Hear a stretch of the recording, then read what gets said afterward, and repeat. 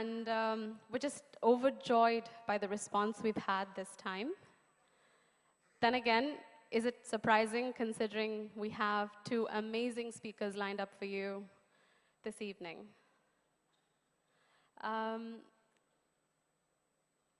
think there is a lot that can be said for the personalities who are going to come onto stage, but maybe we should get things kicked off with some videos which will introduce them way better than I can today.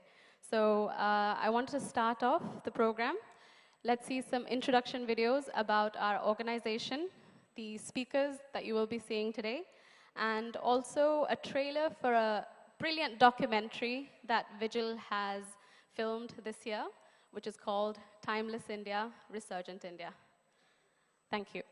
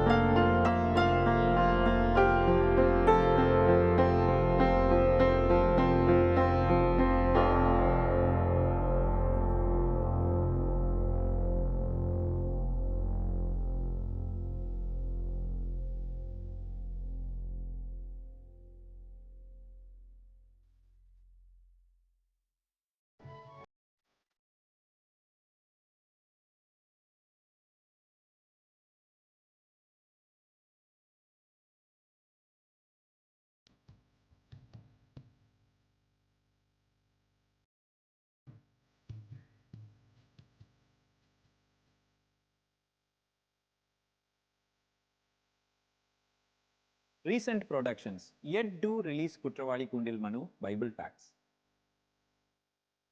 Vigil is in a constant search for talent. Talent, where passion integrates with a duty to serve our mother nation. Vigil seeks those who don't seek name, nor fame, nor money, but those in whose veins runs blood that flows to serve humanity. Join us. Let's create a desirable change together.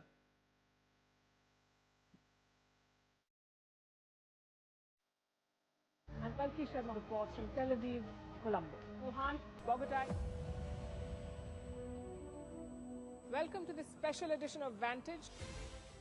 Merci beaucoup. Hi, how are you? Very well, thank you. Thank you for being here. Namaste, Mr. President. Bharat Kelogon, Komeri Namaste. Live from the White House, the excitement, the tension is palpable. You can see the security presence, you can see the number of police cars. As the night progressed, numbers came in thick and fast, and Donald Trump was soon declared the winner. This Trump hat, it says, President Trump save America.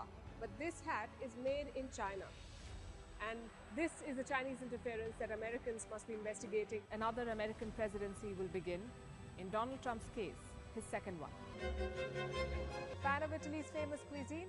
Well, we are serving it with a side of diplomacy.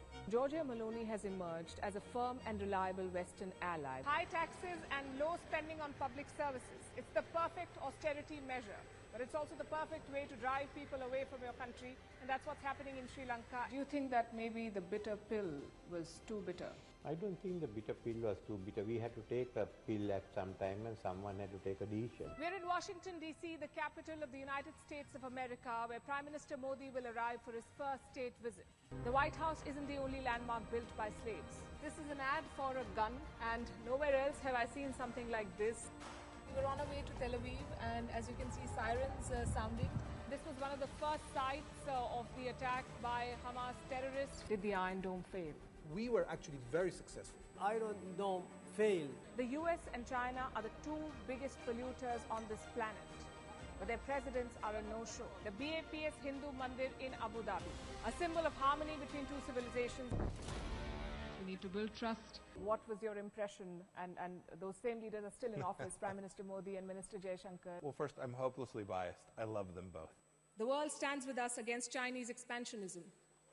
The global south looks up to us for leadership. The global north looks up to us for partnership. I think that's the hallmark of great diplomacy and statecraft, when you're loved and respected in all quarters. More importantly, when you're trusted in all quarters.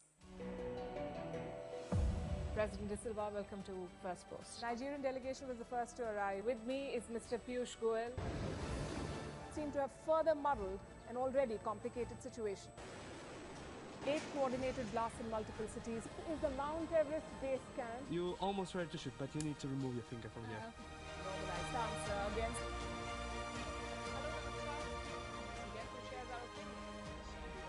Western analysts said Kabul could fall in 30 days. Why Jews left their ancient homeland in the first place.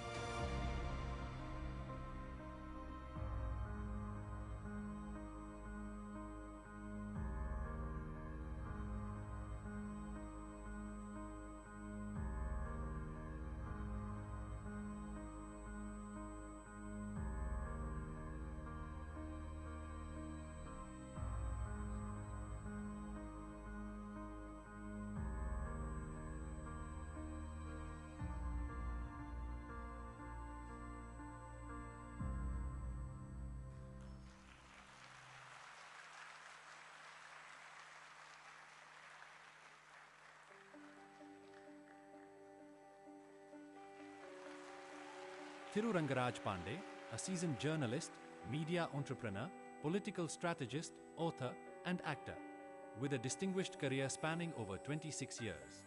Thiru Rangaraj Pandey is a formidable name in Indian journalism, renowned for his incisive analysis, pioneering programming, and proven acumen for electoral forecasting. His journey from print media to founding India's first digital 24/7 news channel exemplifies a relentless pursuit of innovation and excellence in news reporting. Pandey, as he is now known, established Chanakya in 2019, pioneering the landscape as India's first digital native 24/7 Tamil news channel and leveraging new age platforms to deliver impactful journalism. He is recognized as a master analyst and strategist with an unparalleled track record of accurate election survey predictions for major national and state elections, including 2014, 2016, 2019, 2021, and 2024. Pandey took up the role of editor-in-chief at Tanti TV within a remarkable 6 months, demonstrating exceptional leadership and editorial vision. Under his stewardship, the channel launched flagship programs that redefined Tamil news broadcasting. He commenced his career as a reporter with Dinamalar, a leading Tamil daily, rising to the senior editorial positions of Chief of Bureau and Senior Editor. He is the creative force behind the widely read satire column. Davud Danapalu, Ayudha Ezhuthu, Kelvikkenna Badil, and Makkal Mandram. His interviewees include Prime Minister Shri Narendra Modi ji, the late Finance Minister Arun Jaitley, Nitin Gadkari, Nirmala Sitharaman, Dr.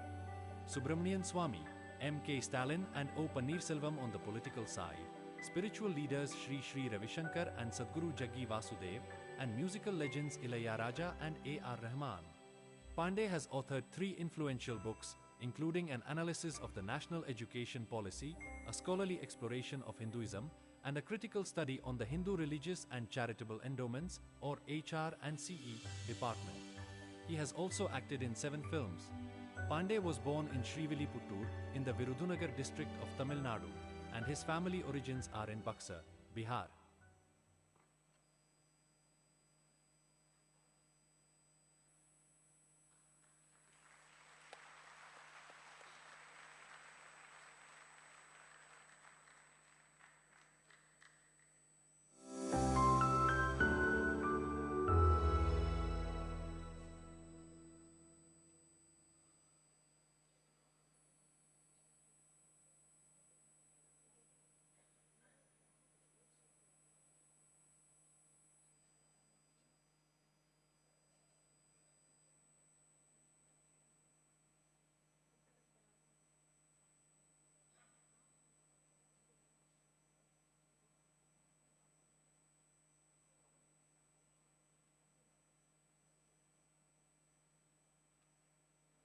actually there's so much to be proud of.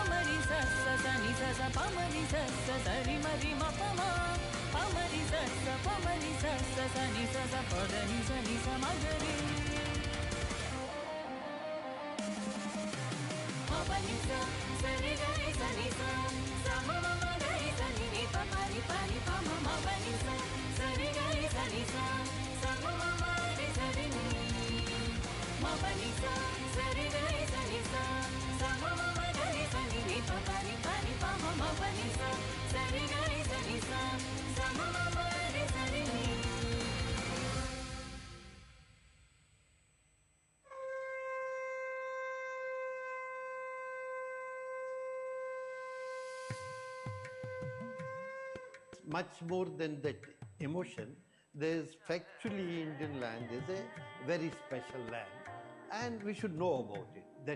That greatness, that extraordinariness of this land, we should be all aware of.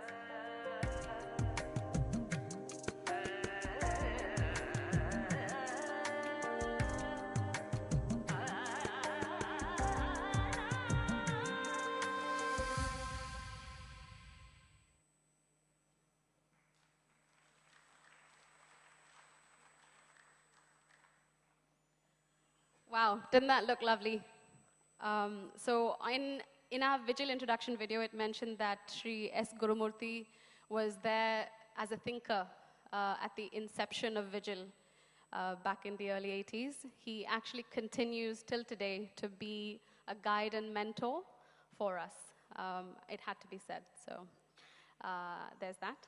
And before we get on with the evening's proceedings, I'd like to welcome you all to sing our national song, Vande Mataram, and to lead us will be Yamini Shri Priya Anand and Samyukta Shri Priya Anand.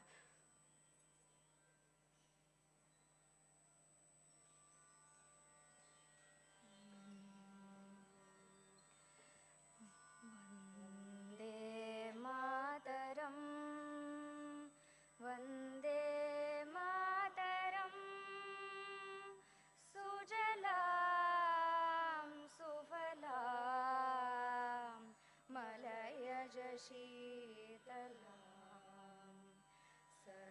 Shyamalam Mataram, Vande Mataram, Vande Mataram,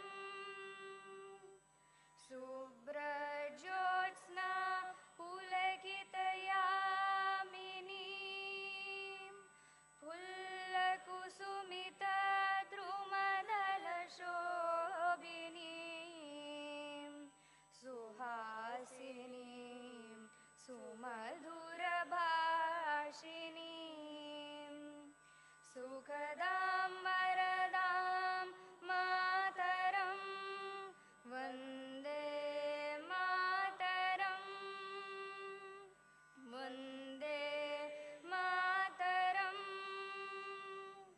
Koti Koti Kanta Kala Kala Ninada Karale, Koti Koti Bhuja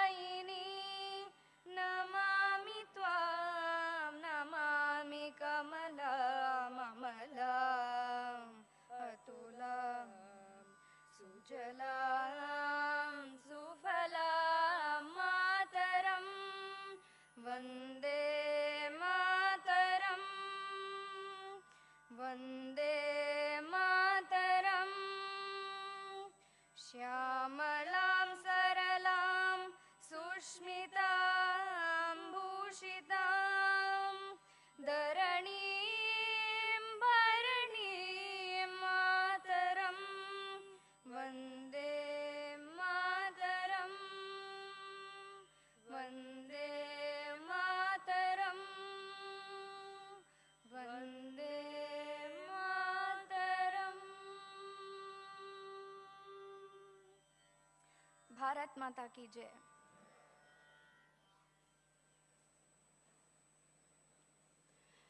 Thank you, girls, for such a beautiful rendition, and thank you all of you for partaking in it.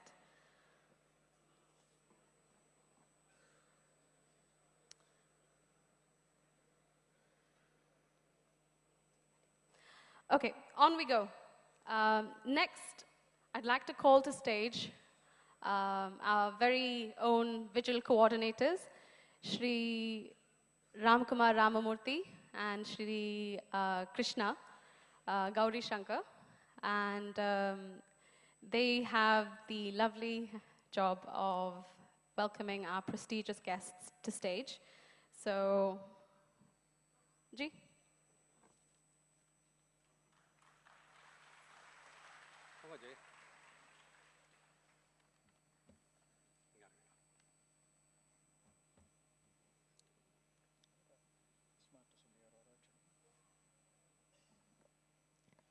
மாலை வணக்கம்.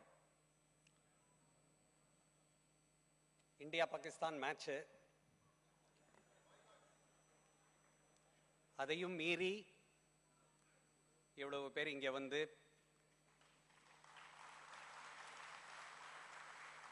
எவ்வளவு பேர் இங்க உள்ள இருக்கோமோ அவ்வளவு பேர் வெளியில இருக்கிறது அப்படின்னு கேள்விப்பட்டேன்.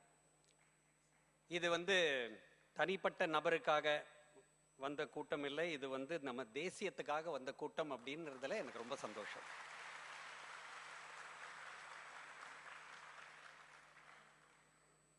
நம்ம ஆரம்பிக்கிறதுக்கு முன்னாடி ஒருத்தரை அறிமுகப்படுத்தணும்னு விரும்புறேன். ஸ்ரீதரன் சார் இங்க இருக்கார். சார் கொஞ்சம் அப்படி வாங்களா. ஸ்ரீதரன் சார் சிவசாமி கலாலயா அப்படின்னு மயிலாப்பூர்ல இருக்கு, செட்டப் ஒரு 4 ஸ்கூல் இருக்கு, அதோடைய கரஸ்பாண்டன்ட். இவருடைய அப்பா ரொம்ப படிக்காதவர். இவர் வந்து ஒமான் போயிட்டு 35 வருஷம் இருந்துட்டு அவர் அப்பாவுடைய இறக்கும் தருவாயில அப்பா இறக்கும் தருவாயில அவர்கிட்ட சொன்னாராம், நீ படிச்சுட்ட, நீ முன்னேறிட்ட, அதனால எவ்வளவு பேரை படிக்க வைக்க முடியுமோ படிக்க வை அப்படிங்கிறதுனால ஓமான்ல இருந்து மூட்டையை சுருட்டிண்டு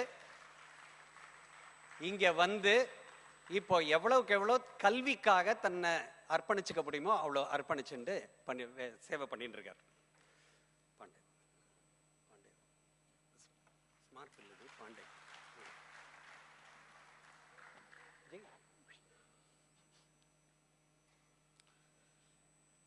அடுத்த நான் அறிமுகப்படுத்த போகிற நபர் எல்லாருக்கும் பரிச்சயமானவர் தான், ஒரு முன்னறிமுகம் எல்லாருக்கும் இருக்கிறது தான்.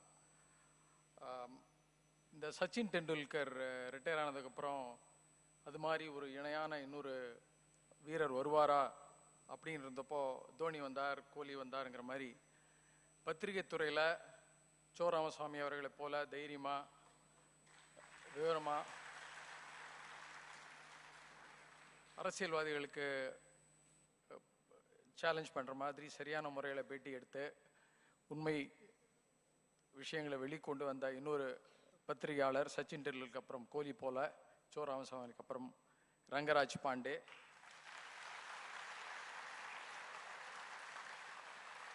நடு நிலைமைனா எங்கேயும் இல்லாமல் இருக்கிறதில்ல,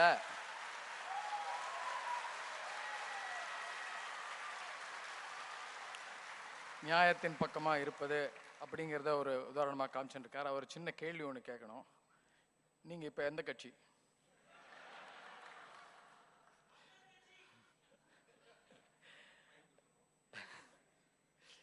நிறையா படத்தில் நடிக்கிறீங்களா? யோகி பாபுவோட அதிகமான படத்தில் நடிக்கிறீங்களா? உண்மையா? ஸோ இன்னொரு முறை அவரை கரகோஷத்தோட வரவேற்போம்.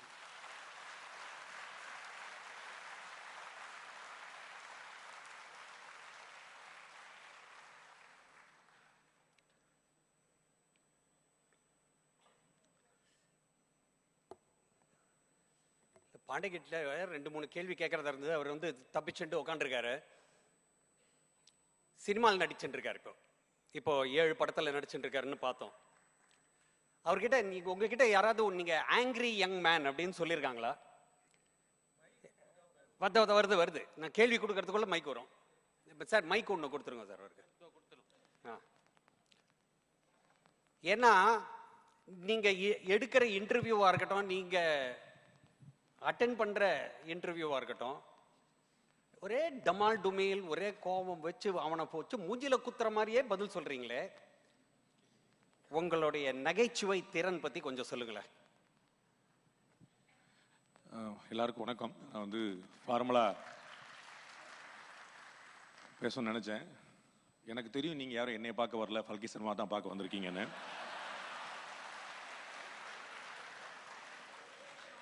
எனக்கு அதில் எந்த சர்ப்ரைஸும் இல்லை, நானும் அவங்கள பார்க்க தான் வந்திருக்கிறேன்.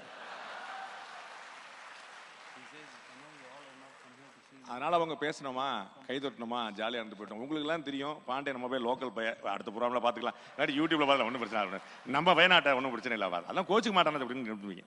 அதனால் வந்து எனக்கும் தெரியும், நான் முன்முடிவோட தயாராக தான் வந்து மென்டலி ஃபுல்லாக ப்ரிப்பேர்டாக தான் வந்திருக்கேன். ஒன்றும் கவலைப்பட வேண்டியதில்லை. ஆங்க்ரி யங் மேனா அப்படின்னு கேட்டிங்க. முதல்ல யங் மேனாங்கிறத பார்க்கணும். என்ன செய்யறது, இளைஞரணியில் நிறைய பேர் இளைய வயசுலேயே இருந்துட்டாங்க. அப்படிங்கிறனால வந்து யங் மேன் அப்படிங்கிறதுக்கான கேட்டகரியாக நிறைய மாறிடுச்சு. என்னோட வயசுலேயே இருக்கிறவர் வந்து இளைஞரின் அடையாளமாக இப்போ அறியப்படுறாரு, உள்ள ஃபுல்லாக சுற்றிட்டு இருக்கிறாங்க. அதனால வந்து சொல்லிக்கலாம். நானும் கொஞ்சம் சட்டையெல்லாம் மடிச்சு விட்டு கொஞ்சம் யூத்து மாதிரி இருந்து பார்ப்போம், சீனெலாம் போட்டு பார்க்குறேன். ஆங்கிரிலாம் நான் படுறதுக்கு ஒன்றுமே இல்லை. இந்த இடத்துல தான் நம்ம வாழ்ந்தாகணும், இருந்தாகணும், ஏதாவது ஒரு மாற்றம் செய்தாகணும். அதனால இருக்கிற பற்றி வருத்தப்படுறதோட வேதனைப்படுறதோட ஒரு சின்ன ஒரு அகல் விளக்கை ஏற்றி வைக்க முடியுமாங்கிறத நான் பார்க்குறேனே தவிர கோமா படுறதுல வந்து there is no meaning. இன்னும் ஒரே ஒரு கேள்வி. பாண்டே 26 வருஷமா மீடியா துறையில் இருக்கீங்க. இந்த 26 வருஷம் அப்படின்னா ரொம்ப சின்ன வயசுலயே இந்த துறைக்கு வந்தாச்சு. ஸோ ஒரு சச்சின் டெண்டுல்கரோ விராட் கோலியோ எங்கேயாவது ஃபிசிக்ஸ் லெக்சரர் ஆகிறோம் அப்படின்னோ, இல்லை நரேந்திர மோடி வந்து ஒரு விவசாயி ஆகணும்னு ஆசைப்பட்டாருனாலோ, இல்லை ராகுல் காந்தி வந்து காந்தி குடும்பத்தில் பிறக்காம வேற ஏதாவது குடும்பத்தில் பிறந்தாரோ, நம்ம இவ்வளோ பெரிய தலைவர்கள் எல்லாம் இழந்திருப்போம். அந்த மாதிரி நல்ல வேளை பாண்டே ரொம்ப சீக்கிரமா நீங்க இந்த ஜேர்னலிசம் துறையை தேர்ந்தெடுத்திருக்கீங்க. உங்களுக்கு யார் ஊக்கம் கொடுத்தாங்க இந்த துறைக்கு வரத்துக்கு? முதல்ல ராகுல் காந்தி காந்தி ஃபேமிலி இல்லை.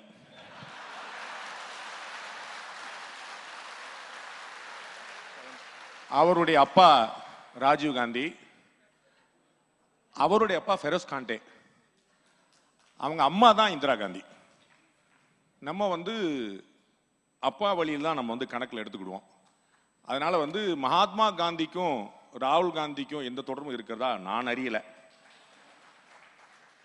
தேசியத்துக்காக வந்த கூட்டம்னு நீங்களே கொஞ்சம் 4 பேர் மாற்றி விட்டீங்கன்னா, ராகுல் காந்தி மகாத்மா காந்தி எல்லாம் ஒண்ணுதான் பொழுதுன்னு நினைச்சிட்டு அவங்க கன்ஃபியூஸ் ஆகிட்டாங்கன்னு வச்சுங்க.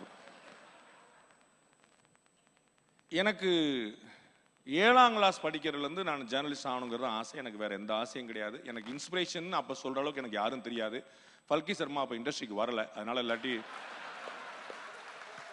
வந்திருந்தாங்கன்னா நான் ஒரு வேளை சொன்னாலும் சொல்லியிருந்திருப்பேன். பட் வந்து நான் அப்போ வந்து ரொம்ப சின்ன பிள்ளையா இருந்தேன், அவங்க இன்னும் ரொம்ப சின்ன பிள்ளையா இருந்திருப்பாங்கன்னு நினைக்கிறேன்.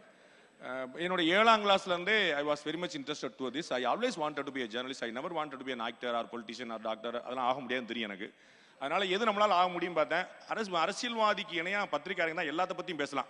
இஸ்ரோல ஒரு முக்கியமான தப்பு நடந்திருக்குன்னு பேசலாம். இஸ்ரோ பத்தி நமக்கு எதுவுமே தெரியாது. இஸ்ரோல இருக்கிறவங்க அவங்க இருக்கிற அறிவுல 10ல் 1 கூட நமக்கு கிடையாது. ஆனா நம்ம வந்து we can comment about ISRO. ஒன்றும் பிரச்சனை இல்லை. நம்ம கமெண்டேட்டர், ஜேர்னலிஸ்ட், அதுதான் ஈஸியா இருக்குன்னு பார்த்தேன்.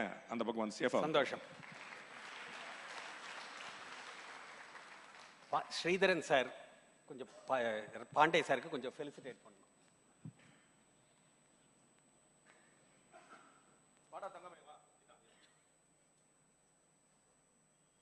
அந்த ஷால் எடுத்துட்டு இருக்கோம் முதல்ல.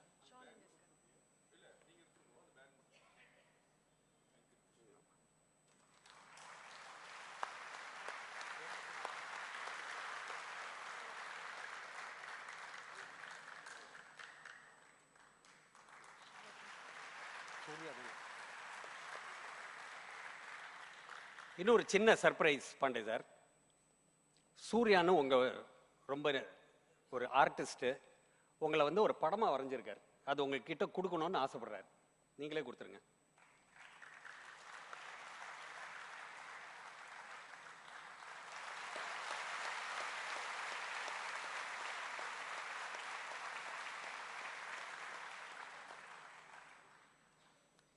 ஸ்ரீதரன் சார் நன்றி. சூர்யா ஆர்டிஸ்ட் இங்க வரமாட்டாரேன்னு நினைச்சேன். இவர் வேற சூர்யா, வேற artist.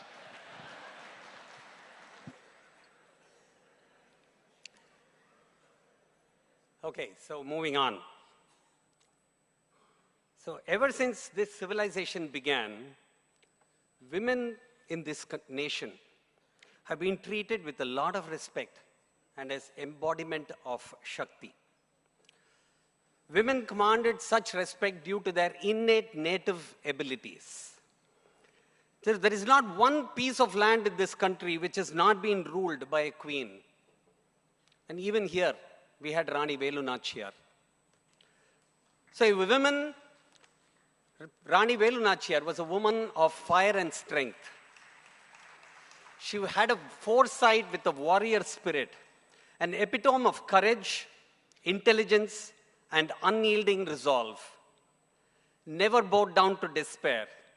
She converted obstacles into determination, preparing herself better every time. She planned her moves brilliantly, executed it meticulously. Her love for motherland was non-negotiable. She combined warrior strength with womanly will, proving that leadership is all about vision and grit. Sharp in intellect, unwavering in her commitment to the nation, she did not wait for history to honor her. She carved her own space by daring to challenge the strongest of her times. Till date, she stands as Veeramangai Velu Nachiyar. Today, our queens don't wield the sword, they wield the mic. Allow me to use the same adjectives to welcome our next guest speaker. A woman of fire and foresight with warrior spirit, an epitome of courage, intelligence, and unyielding resolve, never bows down to despair, converts obstacles to determination, preparing herself better in every interview. She plans her moves brilliantly, executes it meticulously. Her love for motherland is non-negotiable. She combines warrior strength with womanly will, proving that leadership is all about vision and grit. Sharp in intellect, unwavering in her commitment to the nation, she does not wait for history to honor her. She's carved her own space by daring to challenge the strongest in her times. She stands today as Veeramangai. Palki Sharma.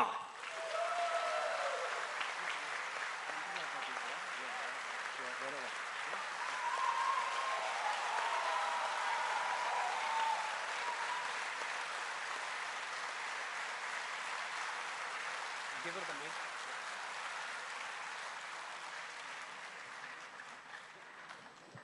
Thank you. Thank you so much. Thank you to everyone here. Thank you. Palki ji, just before we get going with this program, you know, every time we see Arnab Goswami and every chance that he has, and he'll say, "Come on, Rahul. I openly challenge you for an interview. Come, answer my questions." I've heard it 4 times myself, and I don't watch Arnab so much. Do you feel that you want to challenge some head of state for an interview? Anyone in your mind? I would very much like to interview Donald Trump.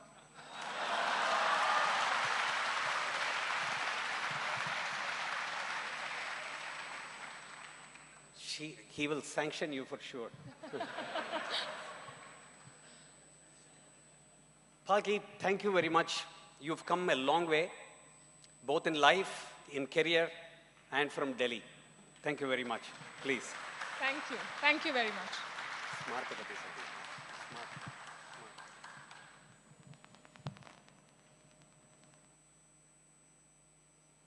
I'd like to introduce an organization which is supporting us today, supporting the media, independent media as well. It's Smart for Bharat. It's Samachar Manyata Association for Research and Training. In short, it's SMART. Smart Bharat is a network and a platform for independent news creators. It offers research grants, incentive programs, news amplification initiatives, studio facilities, research assistance, training programs, and financial support, all designed to empower content creators. Membership is free of cost and it is by invitation only. SMART also incentivizes its members to cover stories often overlooked by mainstream media while providing them the support, visibility, and promotion of such stories that they deserve. It currently has about 600 members across 13 languages in all states of India and a few international members from about 8 countries. SMART members together have monthly accumulative viewership of about 300 million. We wanted to introduce SMART here and welcome Mr. Muthuraman here to honor the speakers.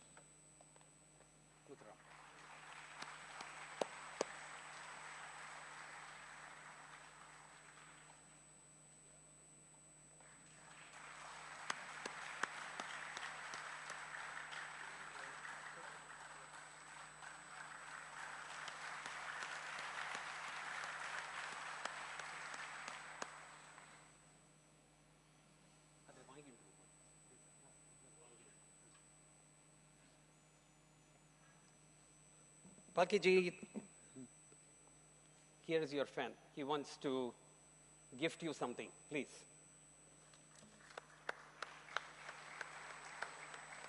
You need to show this, yeah, not to everyone here.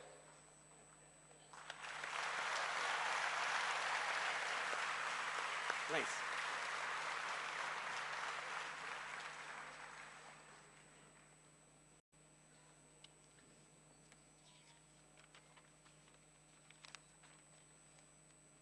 Krishanji, you can take your seat there. Please.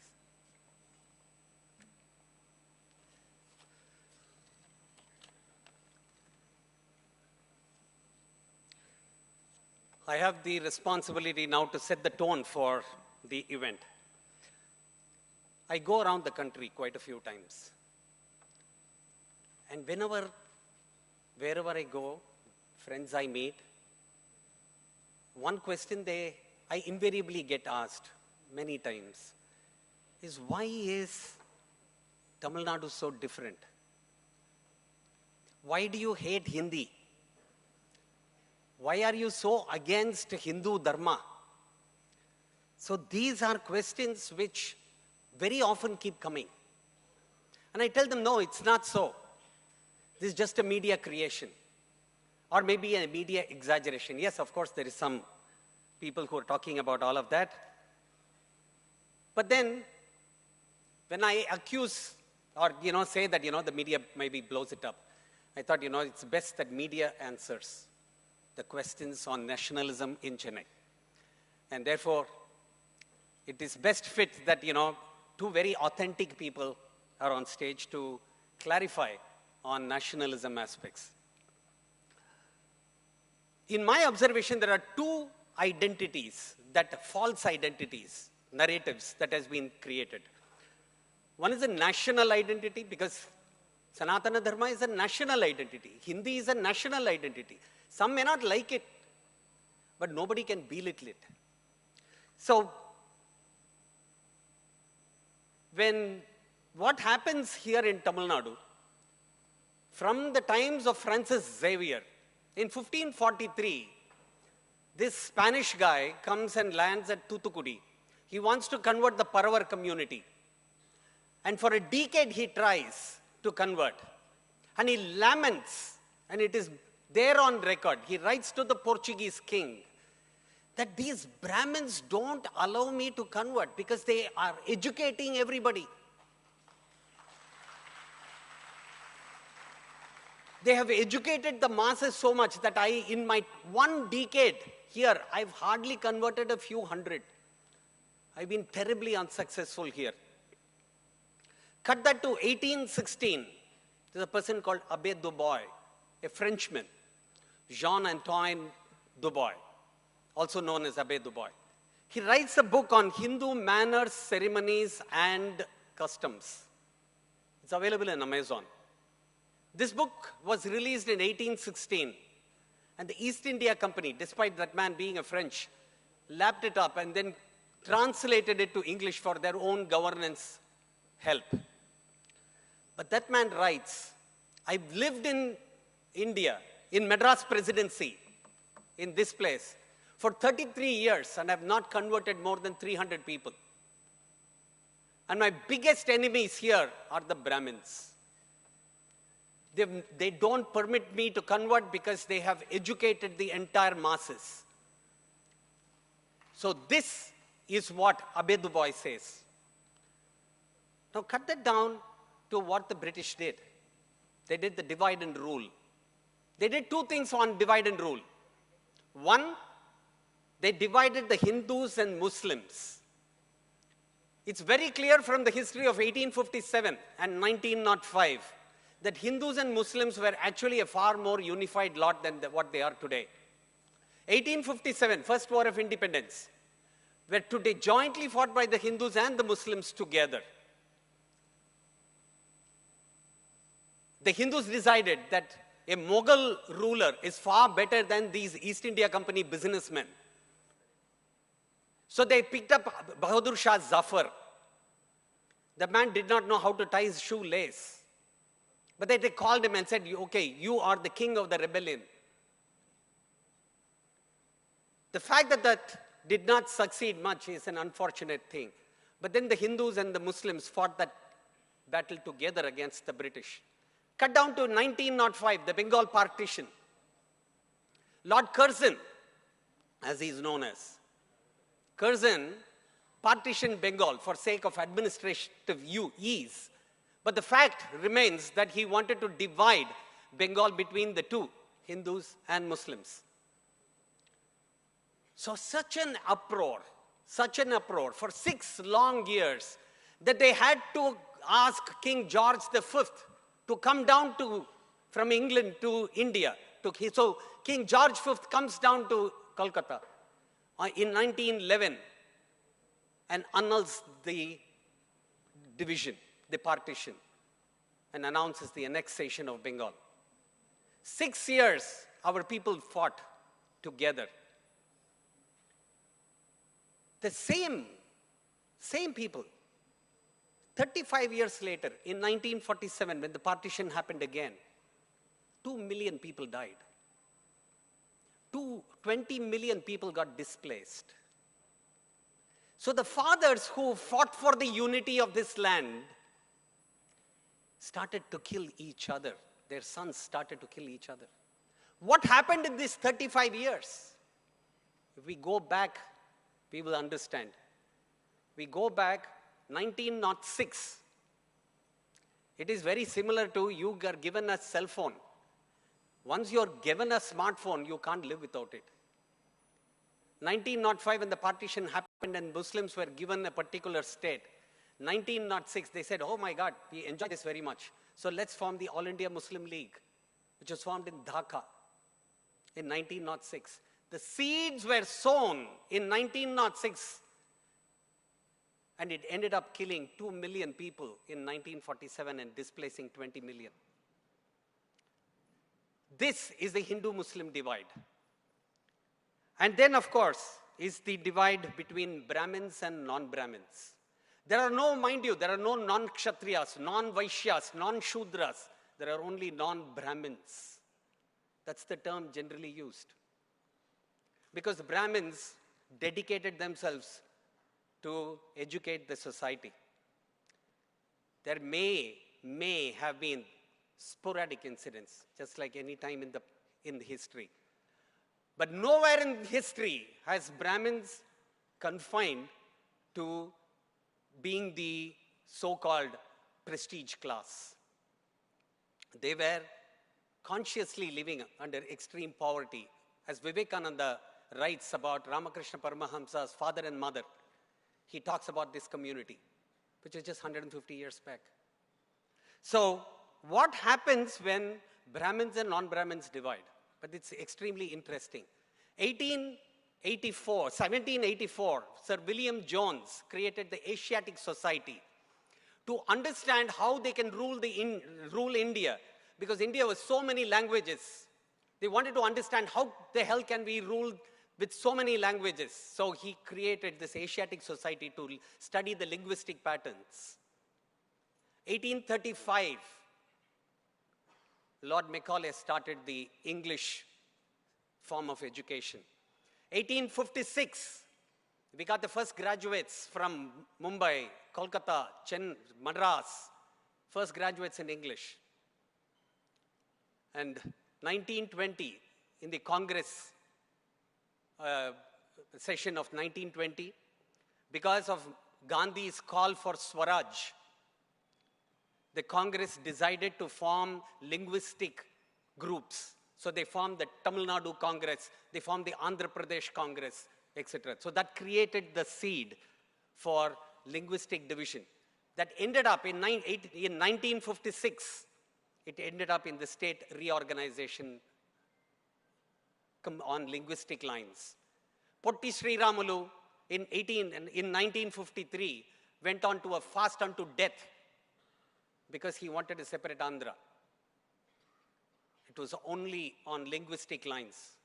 We never had these linguistic differences, but then the linguistic differences was created in 1784 by Sir William Jones.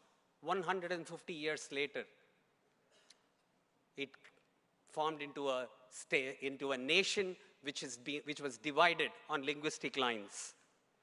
So this is where we find our linguistic identity. It's a creation of the British. நாம் தமிழர் அப்படின்னு மார்த்தட்டிக்கலாம். ஆனா நாம் தமிழர்னு சொல்லக்கூடிய ஒவ்வொருத்தரும் எங்கேயோ ஒரு இடத்துல ஒரு ஆங்கிலேயனுடைய அடிமனையில தான் வாழறானுங்க.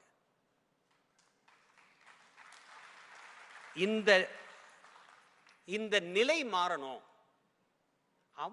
அவனுடைய மத பாஷையை தாய்மொழியை போற்றி வணங்கட்டும். அதுக்கு நமக்கு எந்த அதிகாரமும் கிடையாது. நம்ம தாய்மொழியை போற்றலாம், வணங்கலாம். இதுதான் எனக்கு கடவுள் அப்படின்னு சொல்லலாம். அதே மாதிரி தான் ஒவ்வொருத்தனுக்கும் பாரத நாட்டில் இருக்கக்கூடிய ஒவ்வொரு மொழியும் எல்லாமே தேசிய மொழியே. அதனால மொழி ரீதியாக இந்த தமிழ்நாட்டை நம்ம பிரிக்கிறத நம்ம எதிர்க்கணும். ரெண்டாவது, இந்த 150 வருஷத்துல பிராமணர்கள் இந்த மாதிரி பிராமின்ஸ் நான் பிராமின்ஸ் இதை பண்ணி இவங்க எல்லாம் என்ன பண்ணாங்க, இந்த பிராமணர் எல்லாம் இங்கேருந்து அமெரிக்கா போயிட்டு அங்கே போய் சிஇஓ ஆயிட்டான். கூகுளுக்கு சிஇஓ ஆனா, அடோபிக்கு சிஇஓ ஆனா, கூகுளுக்கு மைக்ரோசாஃப்ட்டுக்கு சிஇஓ ஆயிட்டான். பெர்ப்ளெக்சிட்டின்னு ஒரு கம்பெனி ஆரம்பிச்சு இது பண்றான். ஆனால் தோத்தது என்னவோ பிராமணன் தான். ஏன்னா இன்னைக்கு சுந்தரேஸ்வரர், மதுரையை ஆளும் சுந்தரேஸ்வரர் போட்ட பிச்சை சுந்தர் பிச்சை. அந்த சுந்தர் பிச்சை அப்படி மார்த்தட்டிப்பாரா? சந்தேகம்தான். ஆக ராஜ தர்மா அப்படின்றது கடந்த 150 வருஷமாக அழிஞ்சு போச்சு. க்ஷாத்ரோ தர்மோ ஹியாதி தேவாத் பிரவருத்தः பశ్చాதன்யே சேஷபூதாஷ்ச தர்மாः.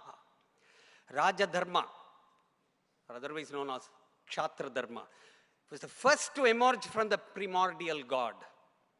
All other dharmas are part of it and appeared subsequently. But when Rajadharma ஆட்டம் காணும் பொழுது எல்லா தர்மமும் ஆட்டம் காணும். And that's exactly what we have seen in the last 150 odd years. All forms of dharma have been repeatedly disrupted. There is another shloka. I do not want to read out the shloka. The whole concept is, yet they have been revived through the exercise of Rajadharma or politics. In every era, the original principles of Rajadharma have prevailed. And therefore, Rajadharma is considered the most superior form of dharma in this world. So, இவ்வளவு பெரிய ஒரு விஷயம் ராஜதர்மா, இது cinema கூத்தாடிகள் கிட்ட கொடுத்துட்டு வேடிக்கை பார்த்தா இந்த தமிழ்நாடு எப்படி உருப்படும்? Nationalism ought to happen with a concept behind. அதுக்கு ஒரு ஆழம் இருக்கணும். ஒரு அறிவு தெளிவு இருக்கணும். பாப்புலர் மட்டும் போராது. தமிழ்ல கூட எடுத்துப்போமே, நம்ம நீராறும் கடலுடுத்த நிலமடந்தை கெழிலொழுகும் சீராறும் வதனமென திகழ்பரத பரத கண்டமதில். இதனால் பரத கண்டத்துல தான் நம்ம பேசுறோம். மணிமேகலை கூட 2ஆம் நூற்றாண்டு. ஒரு தனி ஓங்கிய திருமணி காஞ்சி பாடல் சால் சிறப்பின் பரதத்து ஓங்கிய. குளோரியஸ், பியூட்டிஃபுல், பியர்லெஸ் காஞ்சி. எப்படி எப்பேற்பட்ட காஞ்சி! பாடல் சால் சிறப்பின் பரதத்து ஓங்கி பண்ணி எல்லாராலையும் பாடப்பட்ட. எப்போ 2ஆம் நூற்றாண்டுல. அப்போன்னா எவ்வளவு காலமாக இந்த காஞ்சியை பத்தி பாடிட்டு இருக்காங்க. அந்த பரத கண்டத்துல இருந்த கவிஞர்கள் எல்லாம் அப்பேற்பட்ட காஞ்சியை அவ்வளவு போற்றி இருக்காங்களா. அதனால 2ஆம் நூற்றாண்டுல இருந்து நம்ம தேசியம் பேர்த்ததுனால நம்ம சங்கி அப்படின்னு சொன்னா, தமிழ் பிறந்ததுல இருந்தே சங்கி தானே.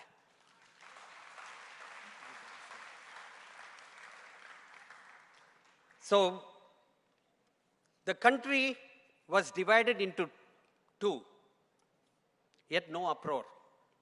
Half of Kashmir was lost, no uproar. Tibet slipped away, no rebellion. Reservation, emergency, Tashkent, Shimla, Sindhu, all wounds were inflicted, yet no disturbance. Gods garlanded with slippers and abused through. Silently we watched. Scandals after scandals came. We watched it again. When beef was banned, it was called a Holocaust. When national anthem was made mandatory, it was treated as oppression. When asked to sing Vande Mataram or Bharat Mata Ki Jai, tongues fell silent. Demonetization and GST led to chaos. So Kashmir Pandit became refugees in their own homeland, yet received no sympathy. Tears were shed for Rohingya Muslims though. So the nation was bitten by a poisonous snake, and the house went up in flames from its own lamps. This is what happened in Kashmir and in many parts of this country. It should not happen in Tamil Nadu. And for that purpose, we wanted to organize this on nationalism. We wanted to make it loud and clear that Tamil Nadu stands for nationalism, and every person in Tamil Nadu, the land with most populated temples and the most temple-going population, we have more people studying in Hindi Prachar Sabha than those in Tamil medium schools. This land stands for nationalism. This is what we wanted to convey through this message. Thank you.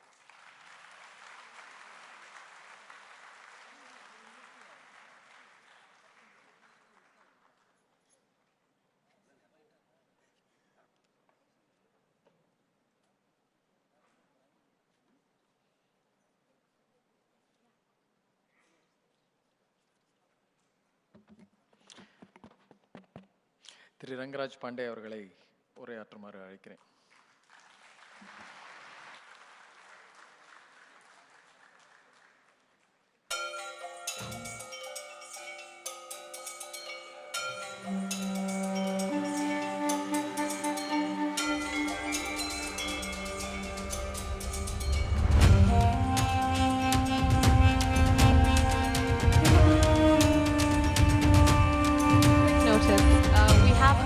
WhatsApp number to which you can save and ask your questions. So, ஏதாச்சும் கேள்வி இருந்துச்சுன்னா please forward it to that number.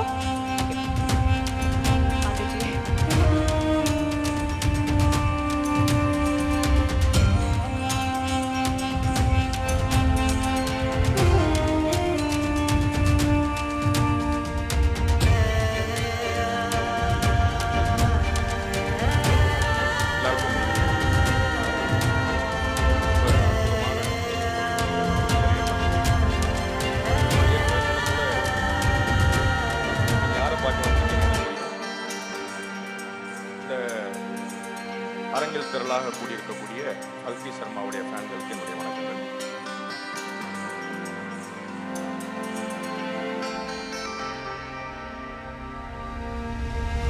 எனக்காக வந்திருக்கக்கூடிய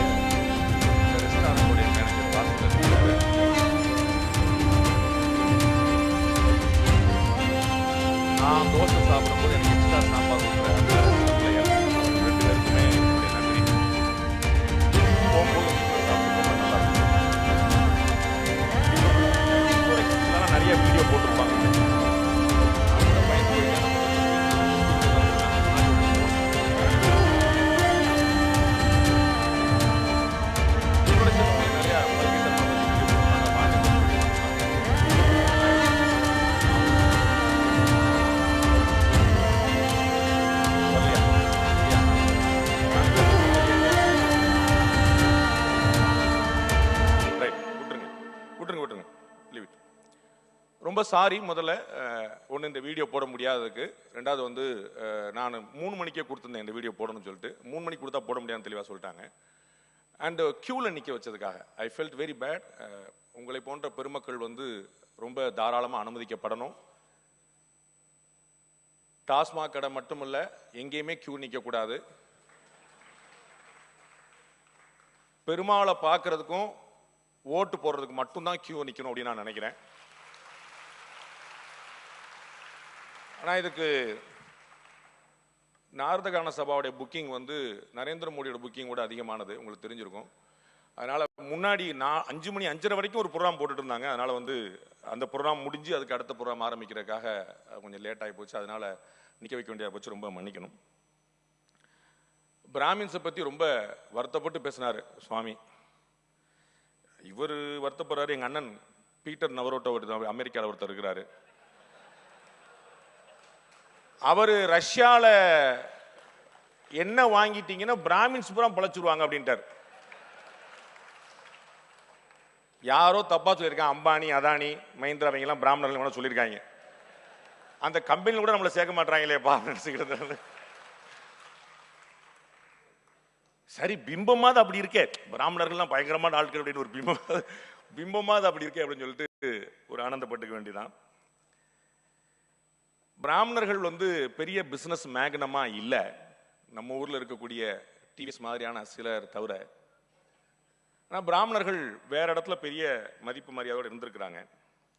இந்தியாவுடைய முதல் Paramvir Chakra awardee major Somnath Sharma ஒரு பிராமின். முதல் பரம்வீர் சக்ரா மட்டுமல்ல, one of the latest Paramvir Chakra awardee captain Manojkumar Pandey, அவரும் ஒரு பிராமின். இந்தியர்கள் இந்தியா அப்படிங்கிற பேர்ல ஒரு 4 நோபல் பரிசு கிடைச்சிருக்கு. 4மே யார் அப்படின்னு உங்களுக்கு தெரியும். மங்கள் பாண்டேல இருந்து ரங்கராஜ் பாண்டே வரைக்கும் எல்லா பேரையும் சேர்த்து விட்டுக்க வேண்டியதான் உள்ளே. எங்க அண்ணன் சுபவீர பாண்டியன் கேட்டார், மங்கள் பாண்டே உங்களுக்கு ஏதாவது சம்மந்தம் இருக்கா அப்படின்னாரு. இந்த ராகுல் காந்தி மகாத்மா காந்தி சொன்னார்ல, அந்த மாதிரி மங்கள் பாண்டே ஃபேமிலி கேரை காட்டி அடிக்க வந்துருவாங்க அப்படின்னு சொன்னேன். உங்களுக்கு வேணா ஒரு ஆறுதலுக்காக தகவல் சொல்றேன். பிரசாந்த் கிஷோர் பாண்டேவும் நானும் வந்து ஒரே ஏரியாக்காரங்க, அவ்வளவுதான், புரிஞ்சுக்கலாம். எங்களுடைய பிரதர்ஸோடைய மாமியார் வீடெல்லாம் வந்து அங்கே தான் இருக்கு. அந்த ஊரில் தான் பிரசாந்த் கிஷோர் பாண்டேவுடைய அப்பா ஒரு டாக்டராக இருந்தார். இப்போ பிரசாந்த் கிஷோர் அரசியல்வாதிகளை உருவாக்குனது போது நாமளே அரசியல்வாதி ஆயிடலாம் அப்படின்னு சொல்லிட்டு களம் கண்டுட்டு இருக்காரு. அரசியல்வாதிக்கு நம்ம ஆட்கள் என்ன செய்வாங்கிறது தெரிஞ்சிடும். ஒரு அனலிஸ்டா இருக்கிறது வேற, ஸ்ட்ராட்டஜிஸ்டா இருக்கிறது வேற, அரசியல்வாதியாக வர்றது வேற. ஒரு நாம் தமிழர் சொல்றாங்கன்னு சுவாமி ரொம்ப ஃபீல் பண்ணார். எங்க அண்ணன் சீமான் எவ்வளவு பாடுபடுறாரு அப்படின்னு பிரசாந்த் கிஷோருக்கு இப்ப பீகார்ல தெரிஞ்சிடும். It's not easy game. Being a politician is a tough game. அது வந்து சாதாரண விஷயம் இல்லை. நிறைய நம்ம வந்து சொல்லிக்கிட்டே போனோம். தொலைநோக்கு பார்வை இங்க வந்து தேவைப்படுது. India, I mean Tamil Nadu and Bharatam அப்படிங்கிற பத்தின ஒரு பார்வை அவங்க கேட்டிருக்கிறாங்க. இந்தியா எப்படி இருக்கணும், உலகம் எப்படி இருக்கணும் பார்க்கறதுக்கு முதல்ல ஒரு தொலைநோக்கு பார்வை தேவைப்படுது. 75-77 எமர்ஜென்சி வந்த போது, அப்பதான் நான் பிறந்தேன், குடும்ப கட்டுப்பாடு கட்டாயமா பண்ணணும், மக்கள் தொகை ரொம்ப பெரும் பாடா இருக்கு அப்படின்னு அன்னைக்கு இருந்த சஞ்சய் காந்தி யோசிச்சார். இன்னைக்கு 50 வருஷம் கழிச்சு உலகம் சொல்கிறது உலகத்தின் இளமையான நாடு இந்தியா, இங்க இருக்கக்கூடிய மக்கள் தொகை எல்லாம் ரொம்ப ப்ரொடக்டிவா இருக்கிறாங்க, பயங்கரமா பண்றாங்க, ஆட்களையே ஏற்றுமதி பண்றாங்க அப்படின்னு. அப்ப மக்கள் தொகை ஒரு கவலைப்பட வேண்டிய விஷயமா அல்லது ப்ரொடக்டிவா யூஸ் பண்ணுமா பண்ணலையா அப்படிங்கிறது யோசிக்க வேண்டிய விஷயமா அப்படின்னு பார்க்கணும். இங்கேதான் திரு நரேந்திர மோடிக்கும் திருமதி இந்திரா காந்திக்குமான வித்தியாசம் கிடைக்கும். மக்கள் தொகையை ஒரு மைனஸ் பாயிண்டா பார்த்தாங்க. அந்த மக்கள் தொகையை வச்சுதான் சைனா வந்து உலகின் நம்பர் 1 நாடா இன்னைக்கு விழுந்துட்டு இருக்கு. அந்த மேன் பவர் வச்சுதாங்க இருப்பாங்க. இன்னைக்கும் அதுதான் இந்தியாவுக்கும் துணை நிற்குங்கிற பாக்குறோம். ஆனா நமக்கு பார்வை எப்படிதான் இருந்துச்சுன்னா கம்ப்ளீட்டா உல்டாவா இருந்துச்சுன்னு பாக்குறோம். கோவிட் பீரியடுக்கு பிறகு நமக்கு தெரிஞ்சது செமி கண்டக்டர் வந்து ஒரு பெரிய ப்ராப்ளமா இருக்கு. நம்ம வந்து இன்டர்நேஷனல் கம்யூனிட்டி தான் எதிர்பார்த்துட்டு இருக்க வேண்டியிருக்கு, நம்மகிட்ட சொந்தமா இல்லைன்னு. நீங்க பார்த்துருப்பீங்க, தமிழ்நாட்டில் எப்பயுமே புரட்சிகள் வெடிக்கும். ஒழுங்கா ஓடிட்டு இருந்த ஸ்டெர்லைட்டை மூடியாச்சு. அதன் மூலமா என்ன ஆச்சுன்னா காப்பர் எக்ஸ்போர்ட் கண்ட்ரியா இருந்த இந்தியா காப்பர் இம்போர்ட் கண்ட்ரியா மாறிச்சு. தாமிரத்தை ஏற்றுமதி செய்து கொண்டிருந்த இந்தியா இன்று இறக்குமதி செய்து கொண்டிருக்கிறது. அந்த இறக்குமதி செய்யக்கூடிய நாடுகள்ல சைனாவும் பாகிஸ்தானும் கூட இருக்கு. அப்ப யாருக்காக நம்ம வேலை பார்த்திருக்கோம் அப்படிங்கிற ஒரு கேள்வி. இன்னைக்கு நம்ப மாட்டீங்க, தூத்துக்குடி இளைஞர்கள், தூத்துக்குடி பெண்கள் ஸ்டெர்லைட் ஆலை வேண்டும் என்று போராடுகிறார்கள். தூத்துக்குடியில நேரடியாக 3000 பேருக்கும் மறைமுகமாக 30,000 பேருக்கும் வேலை கொடுத்துட்டு இருந்த ஒரு நிறுவனமா இருந்துச்சு. நம்ம எப்படி பார்க்கிறோம் யோசிக்க. அப்ப கம்ப்ளீட்டா ஒரு ஃபோர் சைட் மிஸ் ஆகுது அப்படின்னு யோசிக்க வேண்டியிருக்கு. ஆனா பாரத பிரதமர் நரேந்திர மோடி வந்த பிறகு உலக நாடுகளுக்கு பூரா சைட்டே போயிடுச்சு, ஃபோர் சைட் இல்ல. ஆனானப்பட்ட சர்வதேச தாதா அப்படின்னு சொல்லிட்டு இருந்த அண்ணன் டொனால்ட் ட்ரம்ப் வந்து நடுங்குறாரு. காலையில ஒரு பேட்டி கொடுக்கிறாரு, இந்தியாவுக்கு நான் சாங்ஷன் போட்டுருவேன் 50% டாக்ஸ் அப்படின்றாரு. சாயந்தரம் பேட்டி கொடுத்து my very good friend Modi please consider my Modi my very good friend அப்படின்றார். நம்மால் எவ்வளவு ஃப்ரெண்டுக்கு டேக்கா கொடுத்தவர்னு அவருக்கு மட்டும்தான் தெரியும். என் தலைவன் பாரத பிரதமர் நரேந்திர மோடி அவர்கள் எவ்வளவு ஆலிங்கனம் பண்ணியிருக்கிறாரு அப்படின்னு கொஞ்சம் யோசிச்சிங்கன்னா தெரிஞ்சிடும். ஒவ்வொரு விக்கெட் அந்த அமெரிக்காலேயே 3 அதிபரை பார்த்தவர் மோடி.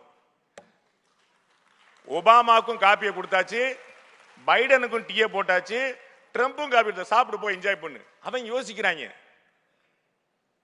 ஏன்னா நம்ம 3 அதிபர்கள் மாறிட்டோம், இந்தியாவில் அதே ஆள் அப்படியே நிக்கிறாரு.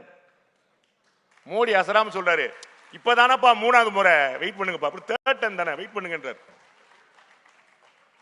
நண்பர்கள், இதில் ஆச்சரியப்பட வேண்டிய விஷயம் என்னென்றா, மோடியை விட அதிக காலம் ஆட்சி செய்து கொண்டிருக்கிறோம் பக்கத்திலே இருக்கிறாங்க, சைனாலும் ரஷ்யாலும். ஆனால் அவர்கள் சர்வாதிகாரத்தால் நிற்கிறார்கள். இங்கு ஜனநாயகத்தால் மீண்டும் 3வது முறையாக மோடி வென்றிருக்கார். அதை பார்க்கும். மக்களால் தேர்ந்தெடுக்கப்பட்டு வந்து நிற்கிறார். அதை பார்க்கும்.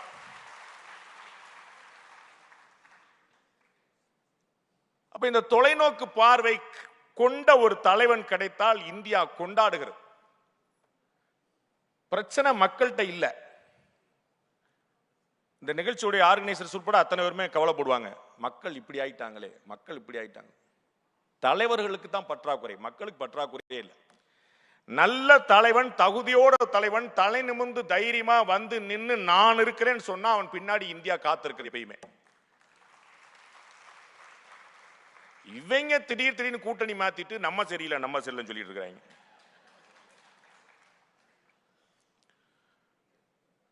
எவ்வளவு ஆச்சரியமான 2 பெரும் சாதனைகளை இந்த மத்திய அரசு இந்திய அரசு செய்திருக்கிறது. டாக்டர் சுப்பிரமணிய சாமி அவர்கள் பலமுறை இதை வலியுறுத்தி கொண்டே வந்தார். இந்திய அரசோடு சண்டையும் போட ஆரம்பித்தார், பாஜகவை விமர்சிக்கவும் ஆரம்பித்தார். யாருமே எதிர்பார்க்காத வகையில வருமான வரியை ஆண்டுக்கு 12 லட்சம் ரூபாய் விலக்கு கொடுத்தது இந்த இந்திய அரசு. கற்பனை பண்ண முடியாத விஷயம், யாரு எதிர்பார்க்காத விஷயம். 12 லட்சம் ரூபாய் ஆண்டுக்கு, ஒரு மாதத்துக்கு 1 லட்சம் ரூபாய் சம்பாதிச்சா. ஏன் அந்த 12 லட்சம் ரூபாங்கிறத நீங்க புரிஞ்சுக்கணும். இந்தியாவில் இருக்கக்கூடிய இந்த கிரீமி லேயர் அப்படின்னு ஒரு விஷயம் இருக்கு பாத்தீங்களா, இந்த கிரீமி லேயருக்கான கணக்கு கிட்டத்தட்ட 88-90 லட்சம் ரூபாய் வச்சிருக்காங்க. ஒரு ஆண்டுக்கு 90 லட்சம் ரூபாய் வரைக்கும் சம்பாதிச்சா, அதுவும் விவசாய வருமானம் சேராது, 90 லட்சம் ரூபாய் வரைக்கும் சம்பாதிச்சா அவர்கள் வந்து கிரீமி லேயருக்கு கீழே, பாவம் கிரீம் கிடையாது அவங்க எல்லாம். இப்பதான் பாரத பிரதமர் 90 லட்சம் ரூபாய் வரைக்கும் ஏழைகள் லிஸ்ட்ல சேர்த்துறீங்கன்னா 12 லட்சம் ரூபாய் ஆக்கிருக்கா, பூரா வந்து இன்கம் டாக்ஸ் ஃப்ரீ, ஓடிப்போ, முடிஞ்சு வச்சுக்க. ரொம்ப சமீபமா பாரத பிரதமர் பேசினாரு, தீபாவளிக்குள்ள நாங்க ஜிஎஸ்டி குறைக்கிறோம். கிட்டத்தட்ட 357 பிரிவுகளுக்கான ஜிஎஸ்டி வந்து கம்ப்ளீட்டா அப்படியே வந்து கீழே கொலாப்ஸ் பண்ணி 2 பிரிவுகளையே தூக்கி விட்டு only 5% and 18%, 2% தான். அதுக்குள்ளே முடிச்சிருவா. வீடியோ ரெடியா இருக்குதான், கல்யாணம் முடிஞ்சு புள்ள பத்தாச்சு சார், மண்டபம் ரெடி அப்படின்றாங்க. ஓ, மண்டபம் ரெடியா? சரி, ஆசைப்பட்டு கேட்டது கேட்டீங்க, அதை பார்த்துருங்க. அந்த வீடியோ போட்டுருங்க சார். ஆடியோ யார் போடுவா?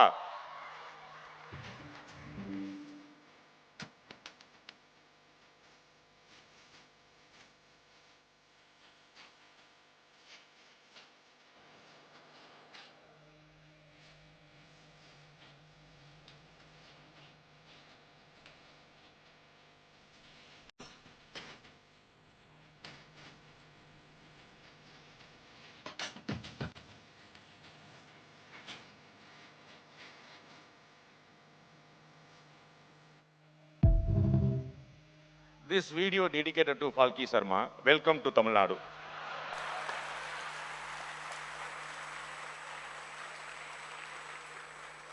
The person who was reporting is Mr. Sam Daniel, senior most journalist of Tamil Nadu.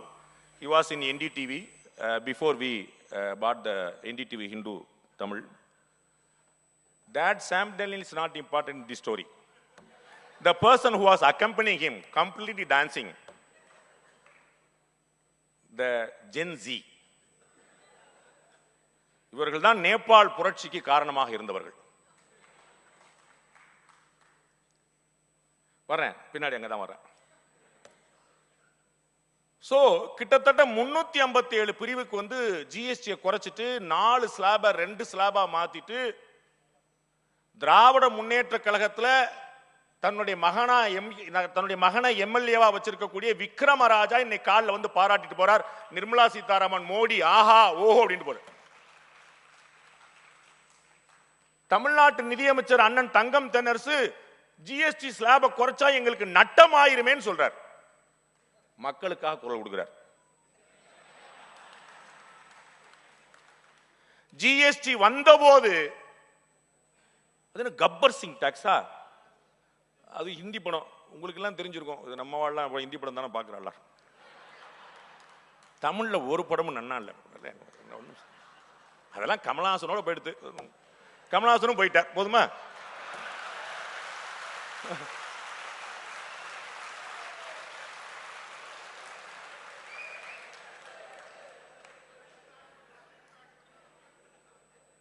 Vikram படம் நீங்களா ப்ரொடியூஸ் பண்ணீங்க?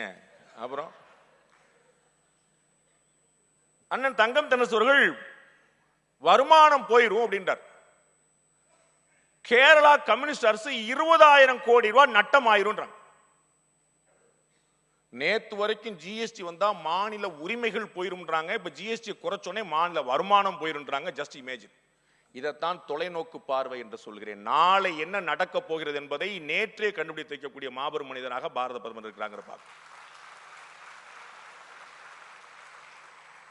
உங்களுக்கு கொஞ்சம் ஓவரா ஜால்ரா போடுற மாதிரி இருக்கும். பிஜேபியில் கூட யாரும் இவ்வளவு ட்ரை பண்ணதுலயே பாண்டே பின்றானேங்கிற மாதிரி இருக்கும். மகாத்மா காந்திக்கு அடுத்து எல்லா விஷயங்களையும் மக்கள் மூவ்மெண்டாக, பீப்புள் மூவ்மெண்டாக மாத்துறது பாரத பிரதமர் நரேந்திர மோடி மட்டும்தான்.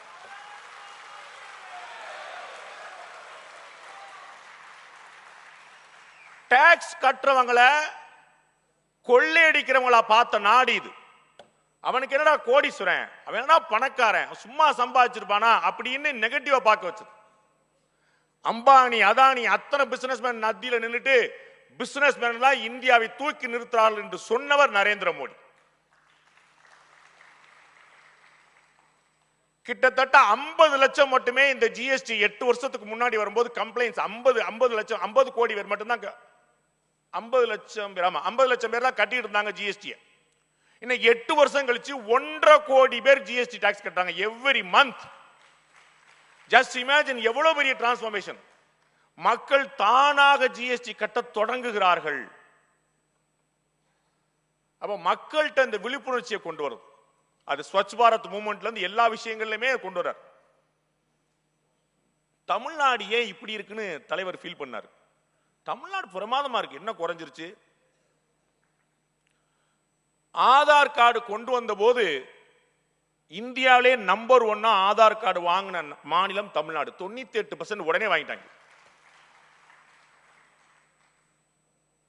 எந்த விஷயமா இருந்தாலும் குழப்பம் இல்லாம, சண்டை சச்சரவு இல்லாம, அரசியல்வாதிகள் பண்றது, ஊடகங்கள் பண்றது நெரேட்டிவ், அது வேற காமெடி, அது தனி. மக்கள் அதுக்கெல்லாம் ஆசை இல்லை. அவங்க மாட்டு அவங்க வேலையை பார்த்துருக்காங்க. அவங்களுக்கு ஸ்மூத்தா வேணும், அவ்வளவுதான். எந்த பஞ்சாயத்தும் இல்லாம அவங்களுக்கு வந்து இருக்கணும், அவ்வளவுதான். அது என்ன சொன்னாலும் கேட்டாங்க, நின்னா நிக்க போறாங்க, வான வர போறாங்க, அதுல இருந்து ஒன்றும் பிரச்சனை கிடையாது.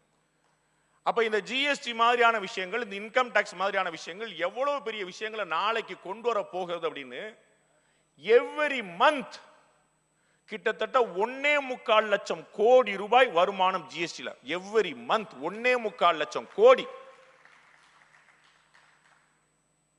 அப்ப என்னன்னா, சொந்த காலில் இந்தியாவை நிறுத்துறதுக்கான ஒரு முயற்சி. அண்டை நாடுகளையும் அந்நிய நாடுகளையும் கடன் கொடுத்து மிரட்ட பார்க்கிறது சீனா, மானியம் கொடுத்து நட்பு பாராட்டுகிறது இந்தியா.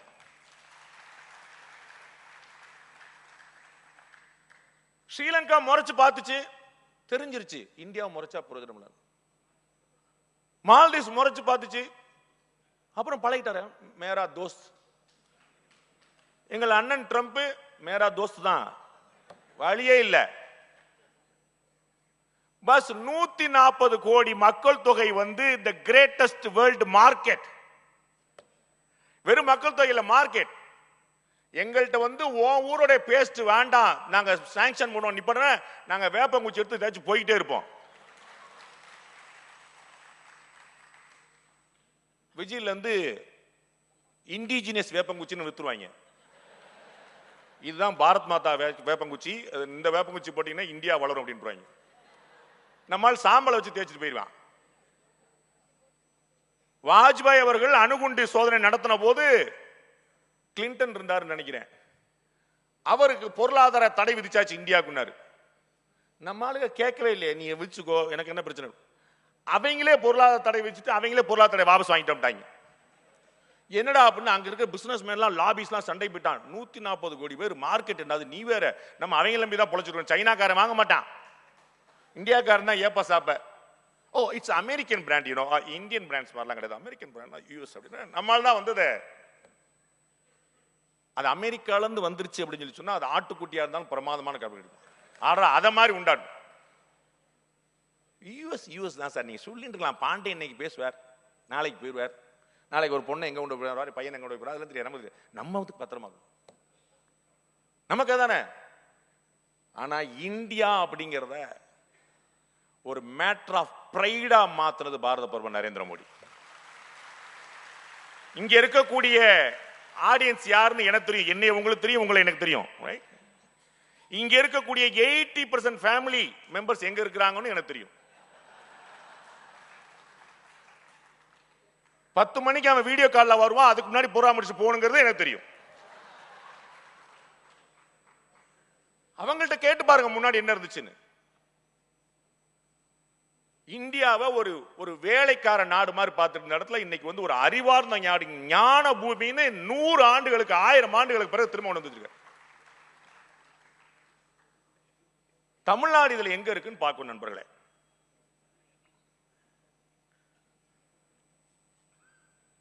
ஒரு அதிமுக ஆட்சி முடியக்கூடிய தருவாயில சென்னை சேலத்துக்கு ஒரு 10 வழி சாலை போடலாம் அப்படின்னா யாருமே கேட்காத கேள்வி எங்க அண்ணன் சீமான் கேட்டார். ஏற்கனவே சென்னை சேலத்துக்கு தான் ரோடு இருக்கு, அப்புறம் எதுக்கு இன்னொரு ரோடுன்னார். நான் தான் கேட்டேன், தமிழ்நாட்டில் இவ்வளவு கட்சி இருக்கு, அப்புறம் எதுக்கு நாம் தமிழர் அப்படின்னு. ஏற்கனவே அவ்வளவு கட்சி இருக்குல்ல, அப்புறம் தயவு செய்து தமிழ்நாட்டில் அரசியல் பேசக்கூடிய யாரும் வில்லிவாக்கத்தை தாண்டுவதில்லை. தான் பெரிய பிரச்சனை. வில்லிவாக்கம் தாண்டி உலகம் இருக்குன்னே தெரியல. தயவு செய்து குஜராத்துக்கு போனதெல்லாம் போதும், அதெல்லாம் பழைய நியூஸ். லேட்டஸ்ட் நியூஸ் யூபிக்கு வந்து பாருங்க, உத்தரப்பிரதேச போய் பாருங்க தெரியும். சார் டிராக்டர் ஓடிட்டு இருந்த ரோட்ல போர் விமானத்தை இறக்குறான் சார், போர் விமானத்தை இறக்குறான். டிராக்டர் ஓடிட்டு இருந்த ரோடு அப்படியே பல பல பல பல பல பல கண்ணாடி மாதிரி. பனாரஸுக்கு போனா ஏர்போர்ட் அடையாளம் தெரியல எனக்கு. முன்னாடிலாம் 10 நிமிஷம் அசராம நின்னீங்கன்னா உங்க மூஞ்சிலே துப்பிடுவான் எங்க ஊருக்காரன்.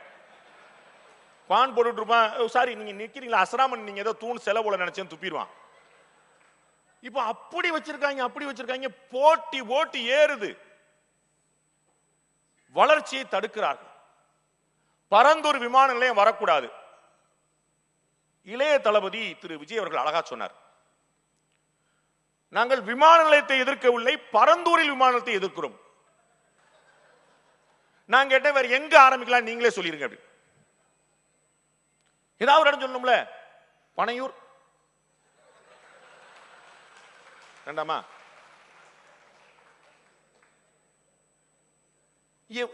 புரியவே இல்லை. ஹைதராபாத் போய் பாருங்க, பெங்களூர் போய் பாருங்க, எவ்வளவு ரோடு எடுத்திருப்பாங்க, எவ்வளவு இடம் எடுத்திருப்பாங்க.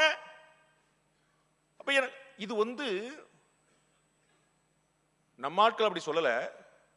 நான் இந்த நக்சல்கள் எப்படி சிந்திப்பாங்கன்னு சொல்ல வரேன். முதல்ல வளர்ச்சியை பூரா தடுத்துருவான், அப்புறம் வளர்ச்சி இல்ல பாத்தியா அப்படின்னு ஓட்டு கேட்பான். உங்களுக்கு புரியுங்களா? சத்தீஸ்கர்ல பஸ்தர் மாவட்டத்தில் பள்ளி கூட அமைக்க முடியாது, ரோடு போட விட மாட்டாங்க. நீங்க தயவு செய்து பார்க்கணும், இந்தியா எவ்வளவு கடினமாக பேய் பிசாசு மாதிரி உழைச்சு முன்னேறிட்டு பார்க்கணும். ரோடு போடுவான் சார், ரோடு ரோலர்ல ரோடு போடுவான் சார், சுத்தி 18 போலீஸ்காரன் துப்பாக்கியோட இருப்பான் சார். எப்படியாவது வளர்ச்சியை கொண்டு வரணும்னு அடம் பிடிச்சு நிக்குது பாஜக அரசு. ரோடு போடுறதுக்கு போலீஸ் பாதுகாப்பு, அவன் வந்து ரோட்ல குண்டு வச்சிருவான். கேட்டான சொல்லுமா ரோடு போட்டா ராணுவம் வந்துருமா. கொஞ்சம் யோசிச்சு பார்க்கணும். முன்னாள் பாதுகாப்புத்துறை அமைச்சர் ஆண்டனி அவர்கள் இதே வார்த்தையை சொன்னார், சைனா பார்டர்ல பூரா ரோடு போட்டா அவங்க ஈஸியா வந்துருவாங்க. இன்னைக்கு நம்ம ரோடு போட்டோம், அவன் முழிச்சுக்கிட்டு இருக்கிறான். நம்ம ரோடு போட்டோம் முழிச்சுக்கிட்டு இருக்கிறான். நம்முடைய ராணுவ விமானங்கள் இறங்கி ஏறி பயிற்சி பண்ணிட்டு இருக்கு. ஆபரேஷன் சிந்தூர் எவ்வளவு நாள்ரா ஓடும் அப்படின்னா 3 நாள் சார் போதும் அப்படின்ட்டார். எவன் ஆரம்பிக்கிறானோ அவனுக்கு முடிக்க தெரியணும், எவன் ஆரம்பிக்கிறானோ அவன் தான் முடிக்கணும். வேற ஒருத்த முடிஞ்சா கேம் வேற, எவன் ஆரம்பிச்சானோ அவன் தான் முடிக்கணும். அப்படி அரட்டி எடுத்து ஆச்சரியப்படுத்தி தொலைநோக்கு பார்வையோடு வேகமாக புயல் வேகத்தில் புலி வேகத்தில் ஓடிக்கொண்டிருக்கும் போது பின்னாடி பிடிச்சிருக்கிறாங்க. பரந்தூர் விமான நிலையம் வேண்டாம், 10 வழிச்சாலை வேண்டாம், செயற்கைக்கோள் நகரங்கள் வேண்டாம். நான் அடிக்கடி சொல்லிக்கிட்டே இருப்பேன், திராவிட முன்னேற்ற கழகம் மாதிரி பிரமாதமான எதிர்க்கட்சி இந்திய வரலாற்றிலேயே கிடையாது.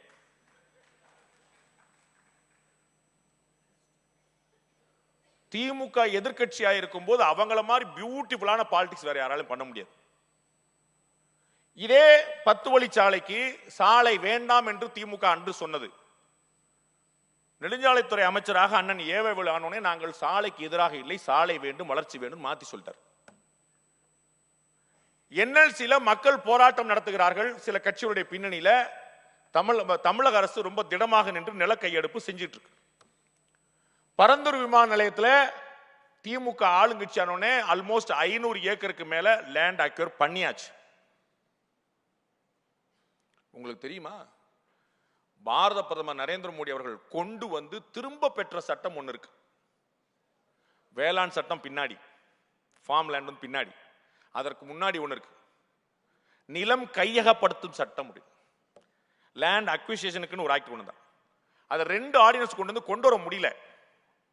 You won't believe, central government ஒரு சர்க்குலர் அனுப்பிச்சு, இதை விட அதாவது கொண்டு வர விரும்பின சட்டத்தோட பிரமாதமான நில கையெடுப்பு சட்டம் தமிழ்நாட்டில் இருக்குது, மாநிலங்கள் அதை ஃபாலோ பண்ணணும் அப்படின்னு. இந்திய கம்யூனிஸ்ட் கட்சியுடைய மூத்த தலைவர் திரு முத்தரசன் அவர்கள் எனக்கு பேட்டி கொடுக்க வந்தார். சார், அதை விட பயங்கரமான சட்டம் தமிழ்நாட்டில் இருக்காம நரேந்திர மோடி சொல்லிட்டார். அப்படியா, தெரியவே தெரியாதே அப்படின்னாரு. தமிழ்நாட்டில் ஒரு சட்டம் இருந்தால் இவர்கள் தெரிவதில்லை. அந்த சட்டத்தின் அடிப்படையில் 500 ஏக்கருக்கு மேல லேண்டு பரந்தூர்ல எடுத்துட்டாங்க. அப்ப என்ன சொல்கிறார்கள், என்ன செய்கிறார்கள் பார்க்க. தமிழ்நாடு வளர்ச்சியில பின்தங்கி இருக்குதுன்னு நீங்க எல்லாம் பிம்பத்தில் இருக்கிறீங்க. இல்ல, டாஸ்மாக் உடைய ஆண்டு வருமானம் 50,000 கோடி, இந்தியாவிலே வேற எங்கேயும் கிடையாது. 50,000 கோடி ரூபாய் வருஷத்துக்கு. நான் கொஞ்சம் மேத்தமெட்டிக்ஸ்ல இருக்கு, கணக்கு தெரிஞ்ச பெருமக்கள்லாம் பார்த்துக்கோங்க. அப்ப மாசத்துக்கு எவ்வளவு? அரசாங்கத்துக்கான வருமானம், மல்லையாக்கான வருமானம் தனி. அப்புறம் வளர்ச்சி இல்லைன்னு பேசக்கூடாது. 2021 35,000 கோடி தான், 2025 தான் 50,000 கோடி, 15,000 கோடி 4 வருஷத்துல. என்ன வளர்ச்சி இல்லை, வளர்ச்சி இல்லைன்னு இப்ப பார்த்தாலும் 50,000 கோடி. Just imagine. இந்தியாவிலேயே அதிகமாக தற்கொலைகள் நடக்கிற, எனக்கு முன்னாடி பேசுறாரு 30 நிமிஷம் எடுத்தார், நான் வந்து 1 மணி நேரம் எடுப்பேன்.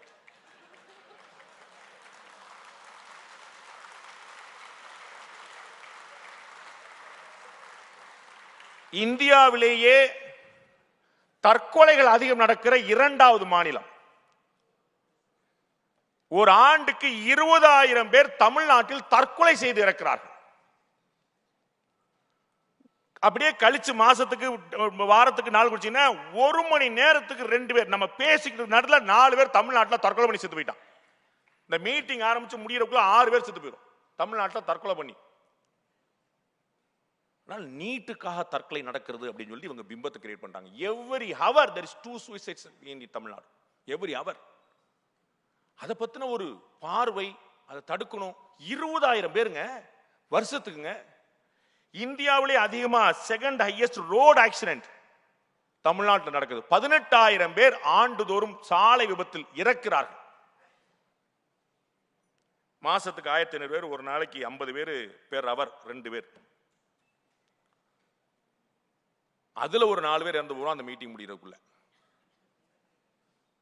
கல்வியில நம்ம வந்து பெரிய புரட்சி பண்ணிருக்கணும்னு கிராஸ் என்ரோல்மெண்ட் ரேஷியோ GER அப்படிங்கறத சொல்லிட்டு இருக்காங்க. இந்தியாவிலே அதிகமான மாணவர் சேர்க்கை நடக்கக்கூடிய மாநிலம் தமிழ்நாடு. உண்மை, நோ டவுட். அது நீங்களா சேர்க்கிறீங்க? என்னுடைய தமிழர் தந்தைகள் தாய்மார்கள் கஷ்டப்பட்டு சம்பாதிக்கிறாங்க. சம்பாதிச்ச உடனே பிள்ளைகளை தூக்கி பள்ளிக்கூடத்தில் சேர்க்கிறாங்க, படிக்க வைக்கிறாங்க. அவர்கள் பிள்ளைகள் படிக்கணும் என்று ஆசைப்படுறாங்க. நீங்க என்ன பண்ணீங்க?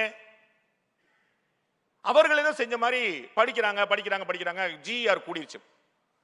ஆனா என்ன நடக்குதுன்னு நீங்க பார்க்கணும்.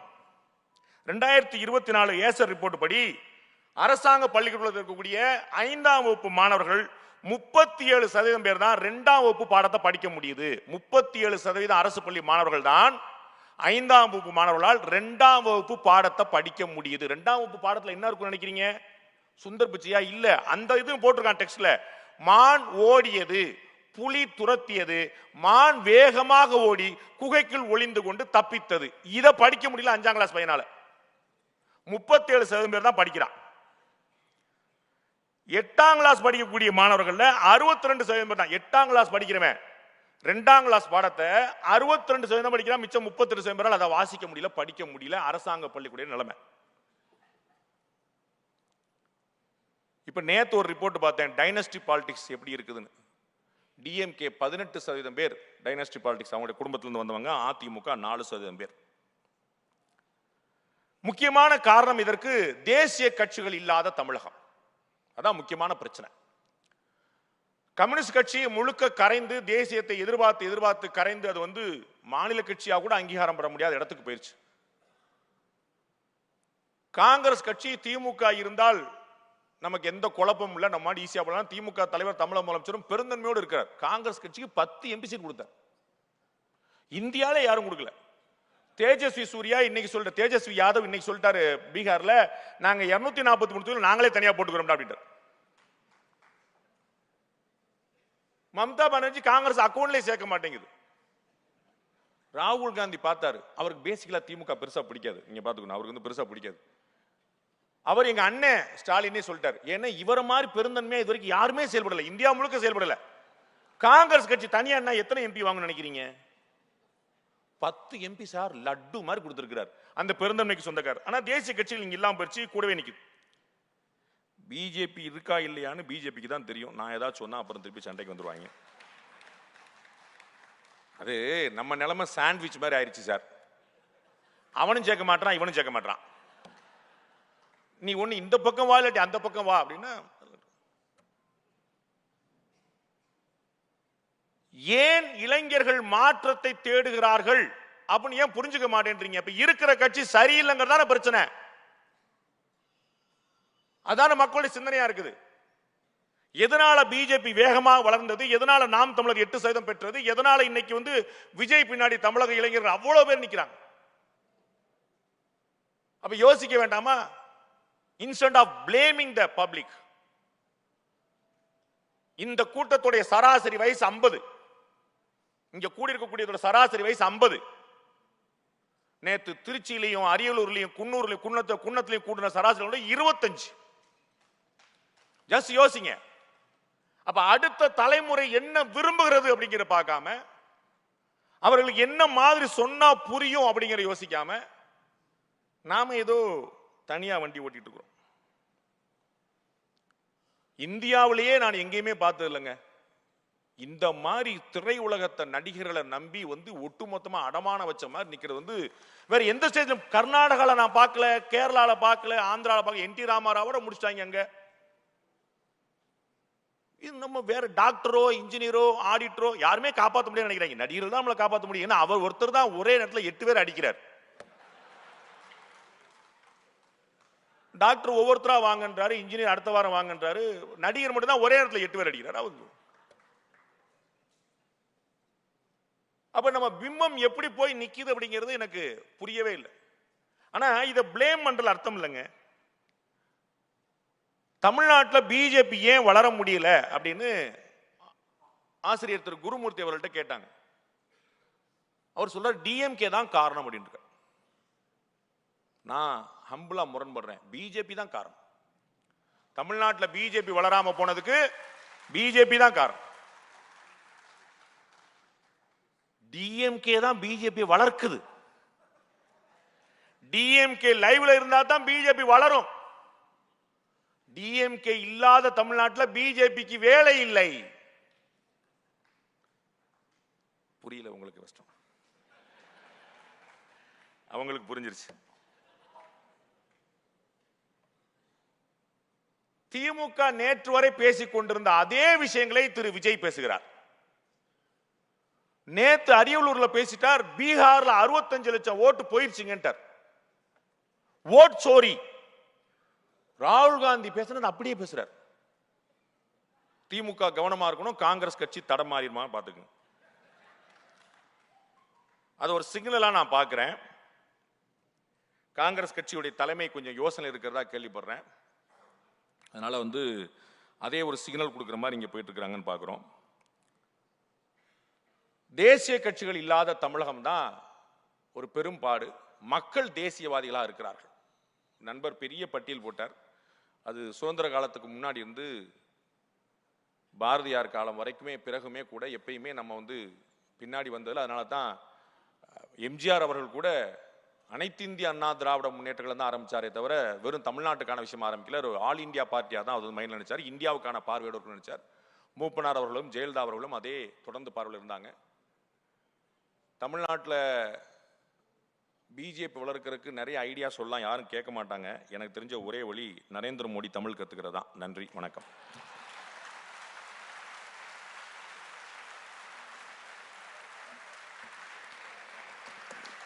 Wow. Wow, wow. Come on.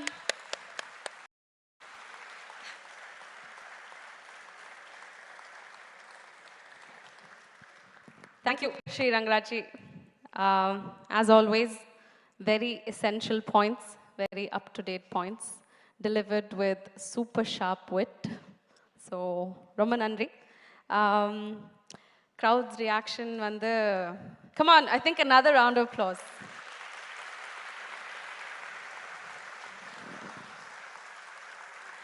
Any questions? I'm sure you have questions. I have a lot of questions. Please do forward your questions to that number on the top right of the screen.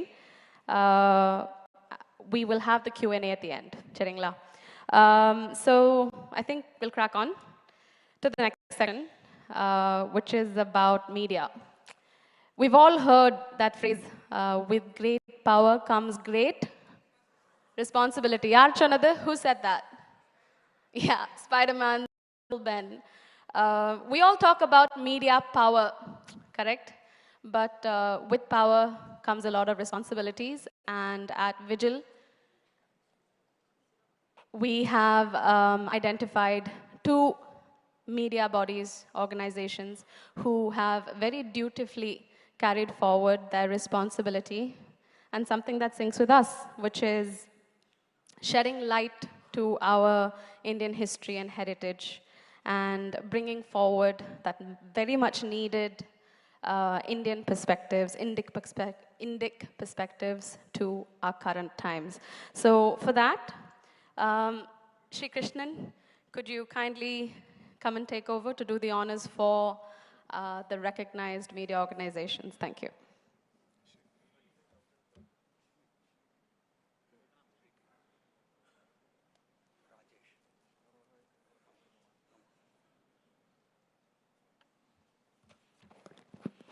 Today we want to felicitate Mr. Rajesh of Shri TV.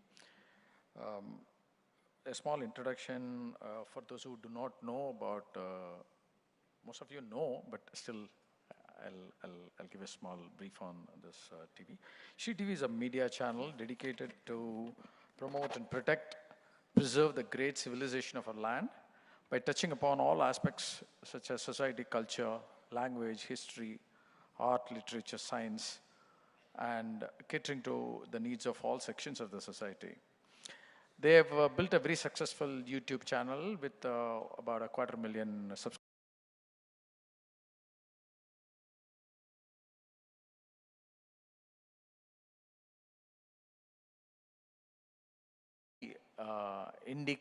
Indian perspectives among a very left-oriented, Marxist-oriented, internationally influenced plethora of channels. And so we want to felicitate Shri Rajesh of Shri TV today. Give a big hand.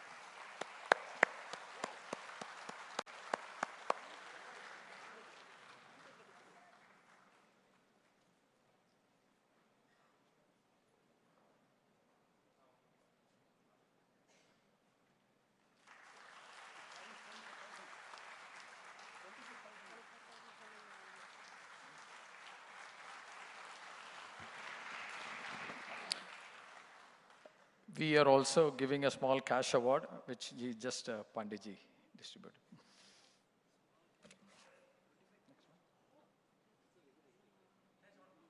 Yeah.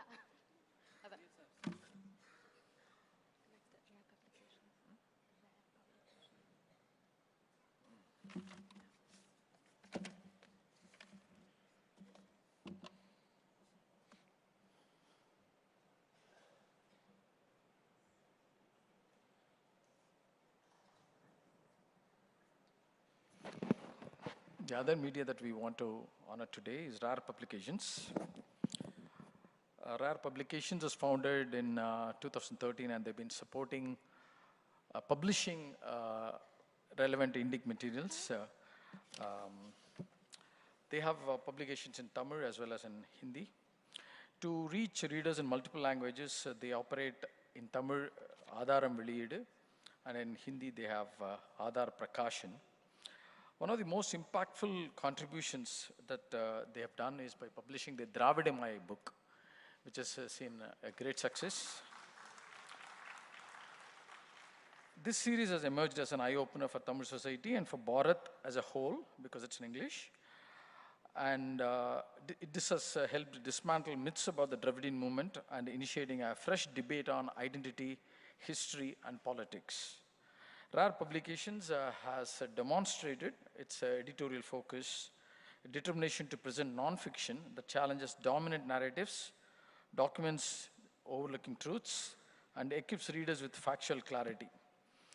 They've been nurturing a readership that values evidence, tradition, and critical thinking, and Vigil wishes them the best to continue their mission of cultural and intellectual preservation.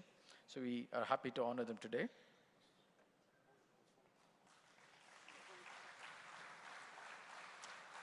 This carries a cash prize.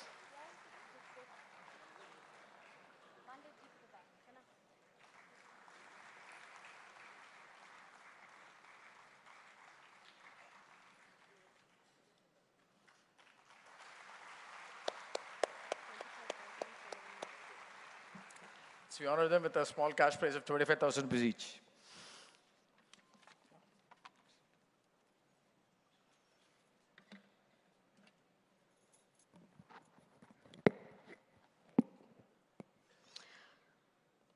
Okay, so two very deserving media bodies. Please do continue to follow and support them. Thank you. All right, let's move swiftly on to the much anticipated section of tonight's program. We've heard her speak from all corners of the globe, but tonight, for the first time, in our very own Singara Chennai, is Srimati Palki Sharma. Let's give her a round of applause and welcome her. Chennai, let's welcome her. Ma'am, please.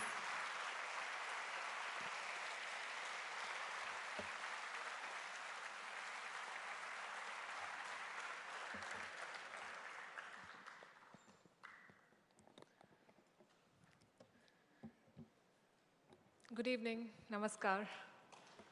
Thank you for all the love. Thank you for having me here, for the kind words, Pandeyji and Ram Kumarji. It's wonderful to be in Chennai. It's a city of ideas, enterprise, and resilience.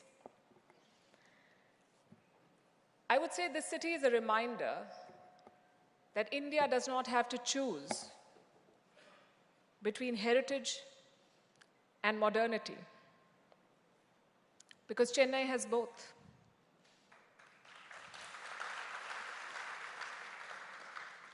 Bharatnatyam and biosciences, filter coffee and fintech. So when we talk about New India, it feels just right to begin here. It's a big, bold subject that we're taking up today. And I want to start with a very basic, simple question. What is New India? It is not a slogan or a PR line. It is a reality that is taking shape before our very eyes. New India is digital, confident, global. New India is 1.4 billion people. It's the largest democracy on earth, the fastest growing major economy, the youngest population in the world, perhaps also the most impatient. We are a startup nation, we are a space power, and we are a voice of the global south. A country that negotiates with Washington, trades with Moscow, competes with China,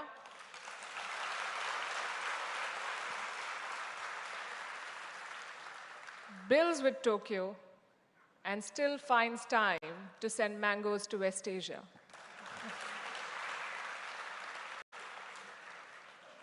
New India does not ask for a seat at the table.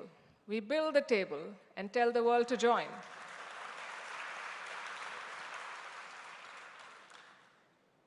And whatever I've said so far is not rhetoric. It is our reality which is reflected in our numbers. And I'm a big fan of storytelling with numbers. Last quarter, our GDP grew at 7.8%.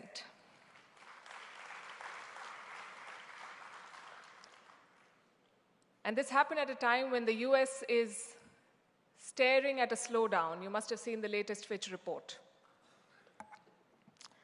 It also happened at a time when Europe is flirting with recession, when China is struggling with the weight of its debt burden. India is running.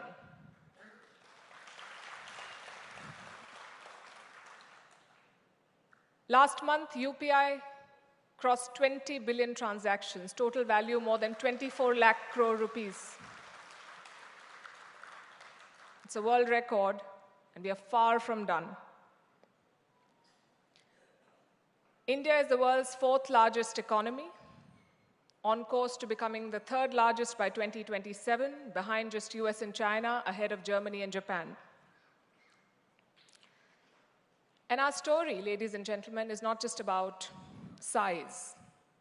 It is about scale, scope, and speed. Our digital economy is exploding. Our space mission is landing near the south pole of the moon. Our startups are valued in billions. We have more than 100 unicorns now in our country. Our diaspora remittances crossed $135 billion last year, the highest in the world. This is New India. A country once written off as a basket case is today called a bright spot in the global economy.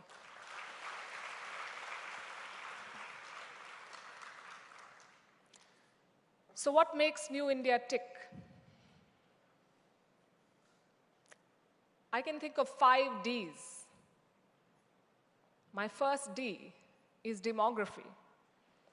Half our population is under 30 years of age. Yes, they spend too much time on Instagram. And they also want a promotion in the first month in office. But they're ambitious. They're unafraid. They're entrepreneurial. They are hungry to make a mark, and that is our strength that we must celebrate.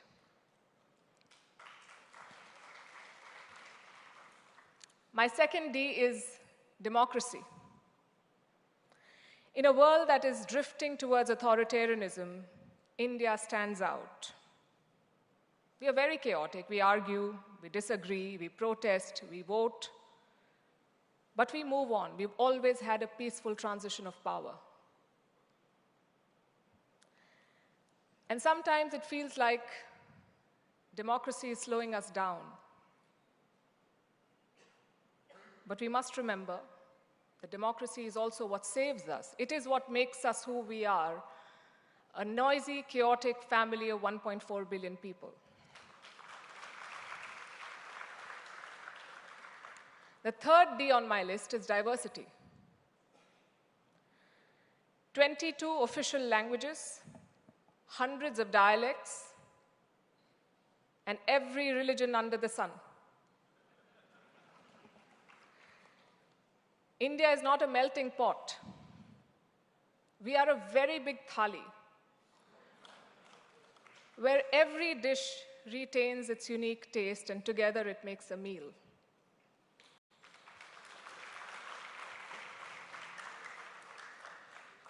The fourth D is digital power. From Aadhaar to UPI, India is building a digital public infrastructure at scale. We have shown that technology can deliver inclusion, and in such large numbers. My fifth D is diaspora, 35 million Indians abroad. Policymakers, CEOs of global giants, doctors, engineers, entrepreneurs. They are India's brand ambassadors. No PR agency can match them. Now, if you put these 5 Ds together, demography, democracy, diversity, digital power, diaspora, what you get is a country that is not just a regional player, it is a global power.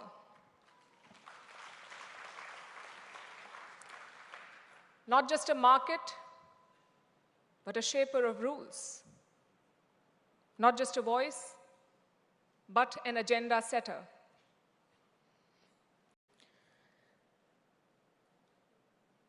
But we cannot operate in isolation, so we have to step out of our borders, look at our neighborhood, and look at our world. Our world is changing fast, unpredictably, and often chaotically. American unipolarity is over. Chinese ascendancy is facing headwinds. Europe is struggling for relevance. Russia is gambling with aggression. West Asia remains a powder keg. Africa is demanding long overdue attention. Latin America is looking for partners. The institutions created after the Second World War are showing their age. Today, the United Nations Security Council does not reflect the realities of 2025. It reflects the realities of 1945.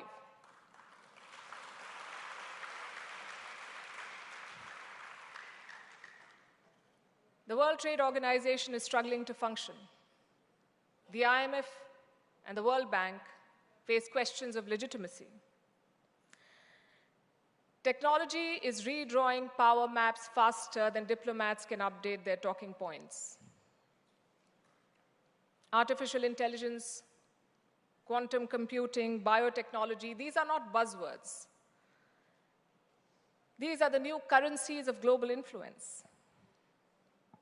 Climate change, it does not respect national borders. It does not respect protocol. It creates new vulnerabilities, new conflicts, new migration patterns. And everywhere, nationalism is resurgent, not always in the best way. The promise of borderless globalization has given way to strategic patriotism. This is not a stable world order. This is a world in transition, where rules are being rewritten, power is being redistributed, and alliances are being reconsidered. And for decades, India was a recipient of these changes. We adapted to what the world decided and did. But today we have the opportunity. And why just opportunity? I would say today we have the responsibility to shape our world ourselves. So the question is, how do we do that? We do it with a domestic policy that does justice to our talent and our aspirations,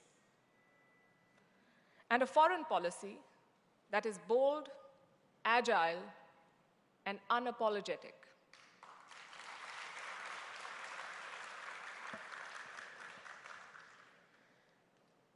Look at the G20 in Delhi. India was the chair last year. We put the global south at the center of the conversation. Look at BRICS. Look at the Quad. Look at the SCO. India is part of all these clubs, sometimes competing, sometimes cooperating, always balancing, and always consequential. And this is New India's foreign policy. It is not non-alignment. It is multi-alignment.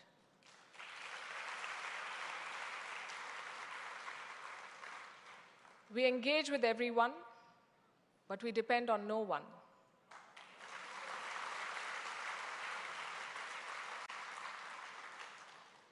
And our biggest commitment is to our national interest.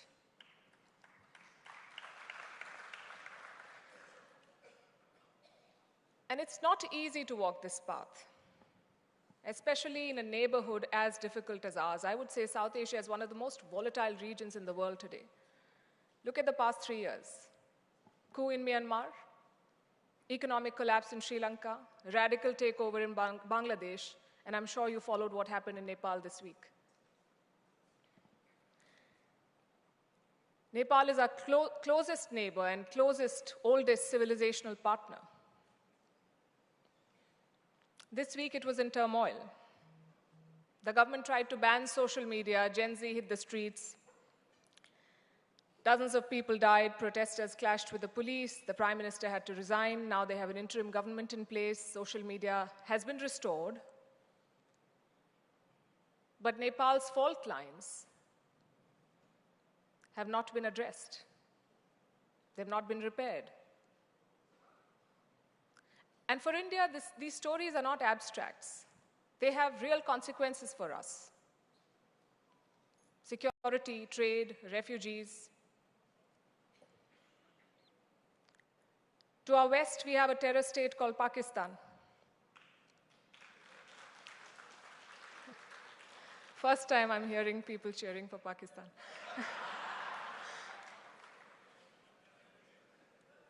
We have Afghanistan that is ruled by the Taliban.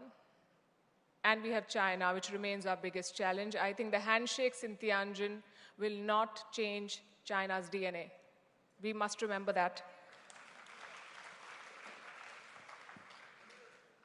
Our friendship may be framed on paper, India and China. But the reality is steel and barbed wire along the LAC. And we must remember that. China wants Asia for itself. India says there's room for all of us to grow. And that contest will define this century.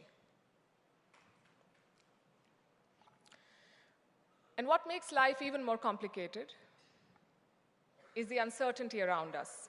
I recently learned a new term called VUCA. Have you heard of VUCA? V-U-C-A.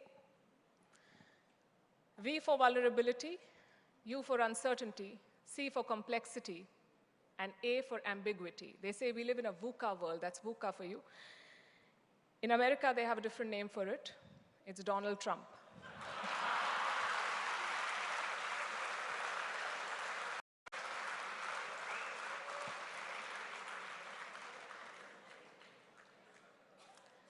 His tariffs have single-handedly destabilized the world. He believes, I think he truly believes that it's a magic wand. But it's proven to be a wrecking ball, and no one's telling him that. He wants to sell us corn and dairy, and he wants us to stop buying Russian oil. So what has India done?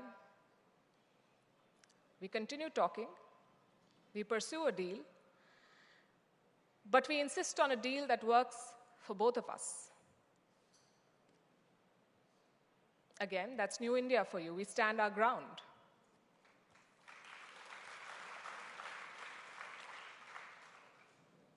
But the larger point I'm making is this, that our world is messy and our neighborhood is chaotic. And it is in this setting that India must maintain its momentum. Plus, we have our own challenges, challenges that we cannot afford to ignore. I will not sugarcoat reality for you. I'm sure you did not call me here to offer comfortable platitudes. It's important that we do an honest assessment. If we are to grow, we must understand our strengths and our limitations with unflinching clarity. Because opportunity does not automatically translate into achievement. And potential does not guarantee performance. We have to work towards it as one country. So I have a list of challenges too. I think our biggest challenge today is jobs. We have millions of people entering their most productive years, millions of people entering the workforce or the job market every year. We talked about demographics, and we like to think of that as a dividend, but it can also be a disaster. It depends entirely on what we do with our human potential. Our growth is strong, that is undeniable. But manufacturing jobs are not, and services cannot absorb everyone. There's been an aggressive push to make in India. It has delivered on a lot of counts. But as things stand, even today, we still risk skipping the industrial phase that creates mass employment.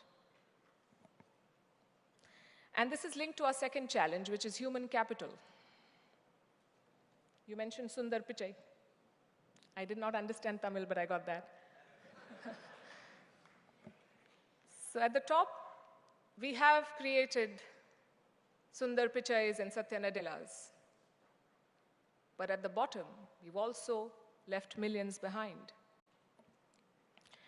The education gaps, the health gaps, the skill gaps, they're all real and they must be addressed urgently. Our third challenge is institutions. Do you know how many pending court cases we have in our country? 50 million. 50 million. Our justice system is clogged. In a digital world, our bureaucracy is still moving at analog speed. And I don't want to take away from the efforts that have been made to boost efficiency. We have made leaps. And yet, we have regulations that create roadblocks rather than roads. The fourth challenge is social cohesion. Our diversity is a strength only if it is maintained and managed well. But it's a vulnerability if it is exploited by vested interests. Polarization, inequality, gender gaps, these are not social issues. These are strategic limitations on our national power. The fifth is environment. It is a challenge. It's a story that repeats every year. Delhi chokes. We are bracing for that season to come. Chennai floods. Farmers face droughts. Again, these are present constraints on our development. And the sixth, and my favorite topic, unfortunately, is global perception. Old stereotypes still haunt us. We may have reached the moon, but the world is still talking about snake charmers, call centers, poverty porn. The world often sees us through someone else's lens.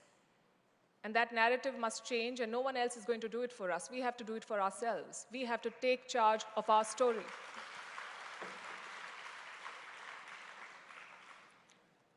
And all the challenges that I just listed are not reasons for despair. I think they should be reasons for determination. We have to be clear-eyed if we want our vision to turn into reality.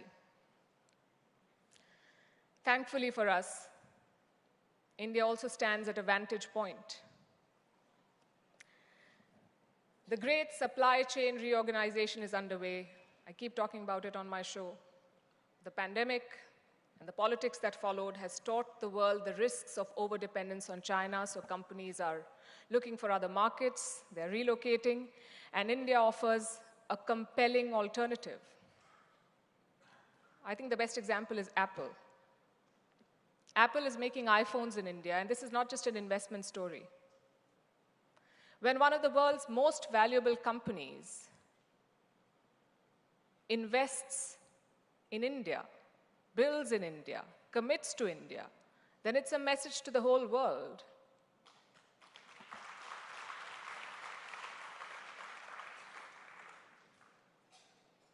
Then we have energy transition. The world is talking about clean fuel, and here India is poised to take the leadership role. Our renewable capacity is growing impressively. Tamil Nadu, again, is a great example. Our potential for solar power is enormous, and our ambitions for green hydrogen are substantial. We must take the lead here. I've already spoken about the digital transformation, Aadhaar, UPI, DigiLocker. We built the pipes. Our technology talent is globally recognized, but what we need to focus on is tech sovereignty. We need to build our systems at home for ourselves and to share with the world. We can't just be creating a big market for Silicon Valley. And finally, global governance. India must take the lead here. Like I said, international institutions are outdated. Our G20 presidency showed the world what is possible. We brought the African Union into the fold. In a divided world, India has emerged as a bridging power. And increasingly, the world has come to value this role. You see, countries across Africa, Latin America, Asia, they're looking for partners. They're not looking for powers that offer them binary choices. They want partners who respect their sovereignty, who share with them practical development models. And I think India's experience resonates with a lot of these countries much more than Western models do. I would also like to add here that India's rise is responsible. I said that our commitment is to national interest. But we also fulfill our international responsibility, and we showed that during the pandemic. When vaccine nationalism was closing doors, we launched Vaccine Maitri.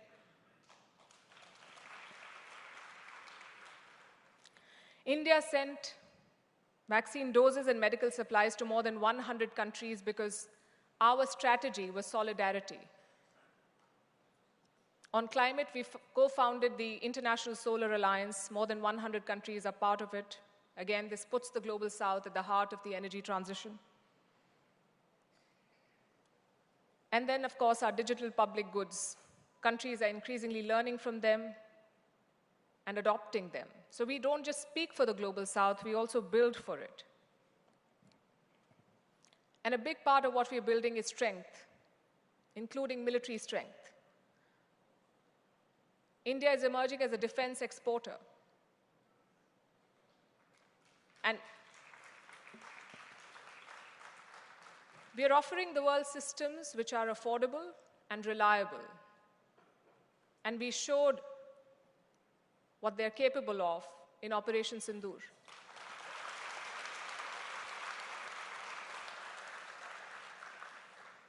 The Philippines is buying our BrahMos missiles.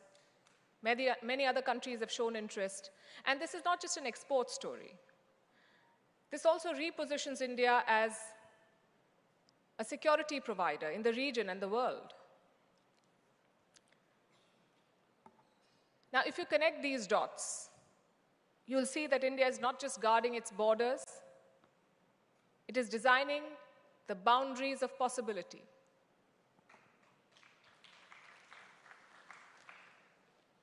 And to make the most of it, we have to address one more question. What does the world want from India, and what do we want from the world? Partners want India's market, India's talent, and India's credibility. They also want India's voice. Because we can speak to Washington and Moscow, Iran and Israel, China and Japan, often in the same sentence.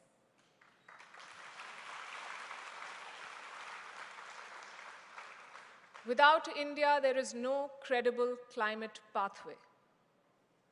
There is no Indo-Pacific balance. There is no resilient supply chain story. The world needs India very much. And what do we want in return?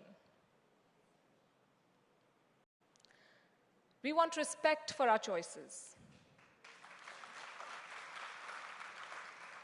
We want room for our growth. We want fair rules for tech, trade, and climate.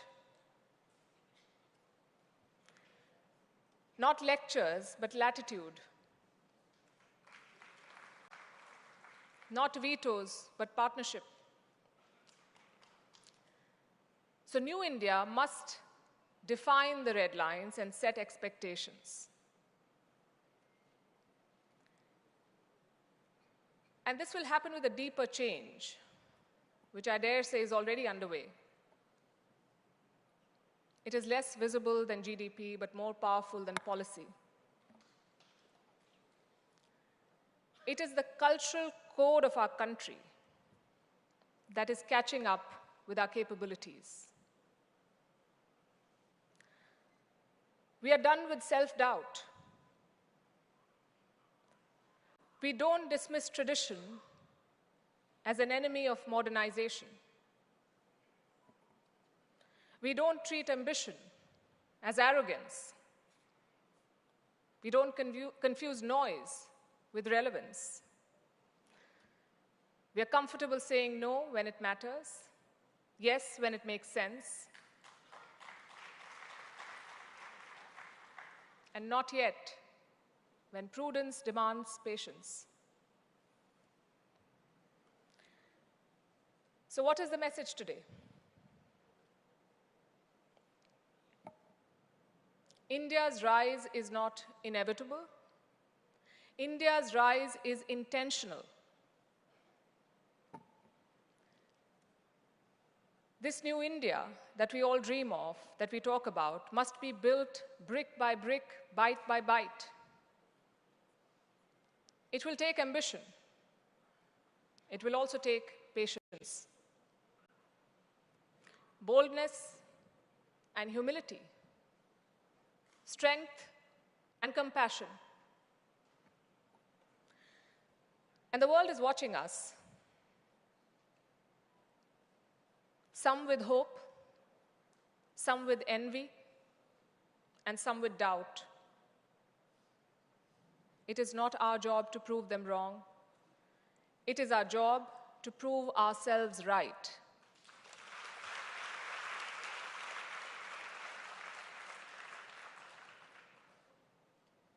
Think of ourselves as a national project. Imperfect, impatient, incomplete, but unstoppable.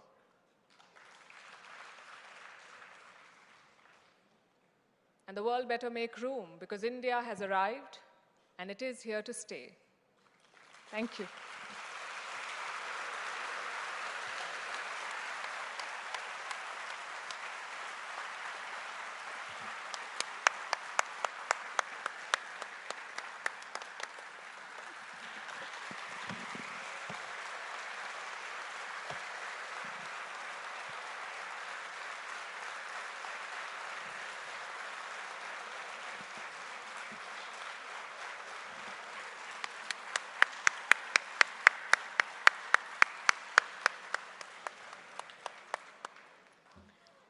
Palkiji, thank you so, so much for such a brilliant talk in your signature style with your signature thought-provoking statistics, questions, and pauses. I think that was quite illuminating. The new India, it requires a lot of introspection, and Palkiji has asked us very relevant questions that we need to think about in how we choose to be and in how we choose to see ourselves and how we choose to project ourselves. A lot of the time, the narrative seems to have been written somewhere in history about us. I think it's time to update that. So, thank you. Let's crack on. I certainly have a lot of questions to ask the speakers. I'm sure you do too. Our WhatsApp has been ringing. I'd like to invite Vigil Coordinator Shri Ramkumar to assist with the next section, which is question and answers.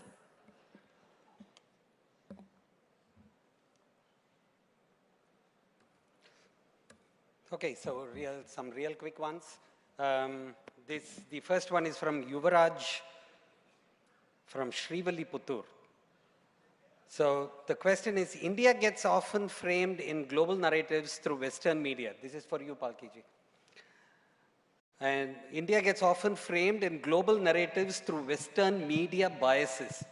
How can India craft an independent media and a diplomatic system that exports an Indic perspective rather than constantly reacting to other stories around the world? It's a fantastic question. Thank you very much. I've always said that when we think of strategy, we think of borders, we think of militaries, we think of diplomacy. We never think of the media. But increasingly in our world, media is a strategic resource. And what you spend on the Rafales, if you spent a fraction of that on building a credible media platform with an international reach, you'd see the difference. We won Operation Sindoor hands down this year, and yet we had to send members of parliament across the world to tell them what had happened because we did not win the story. I think that's the biggest lesson that India has to take. And we have the talent, sir. We have the money as well. We need to find the vision. Truly, we need to necessarily find a vision.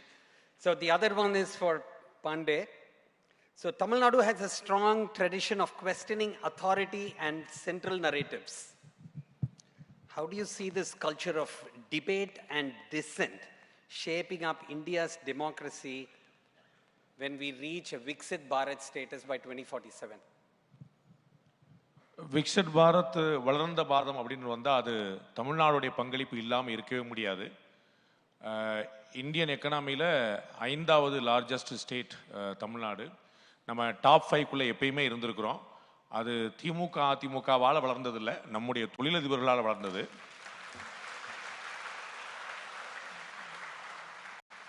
இது ஏதோ பாண்டேக்கு DMK ADMK பிடிக்காதுன்னு நினச்சிட்டு நீங்கள் கைதட்டுறீங்க, அப்படி இல்லை.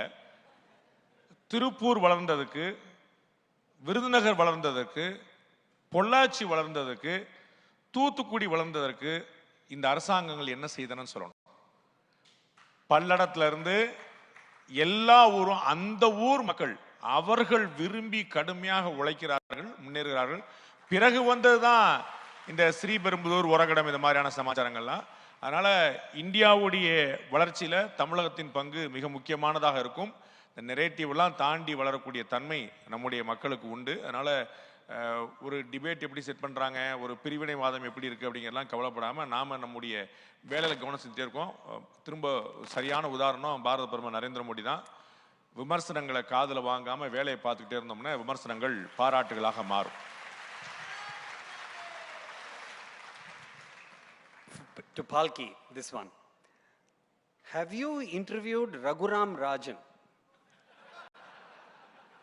And what is your impression about his policies of adopting a Western economic pattern, and does it suit India? This is from Akash Arumbakam. The first question is easier to answer. It's a no. I think his ideas found resonance at a time when they did. And that time is over.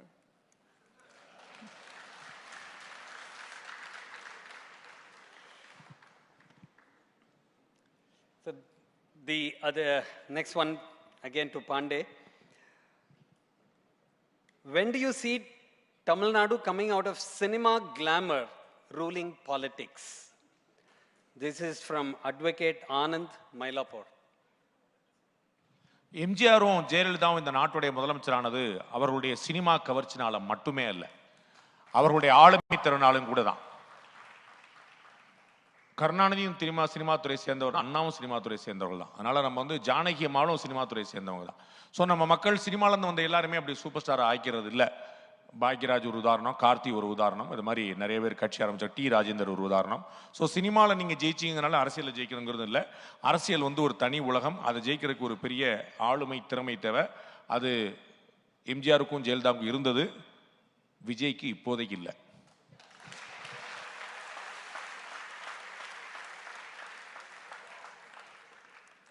Then this is an interesting question, and this is from Prem of Sri Perambuttur. So you travel abroad around a lot, and you would have noticed this newfound global confidence on India. What do you think India can offer to the world in the lines we offered yoga? Oh, a whole lot of things. Our food is a super hit, and when we say Indian food, there's no such thing as Indian food because there's so much. I mean, you know, so the variety is mind-boggling and amazing.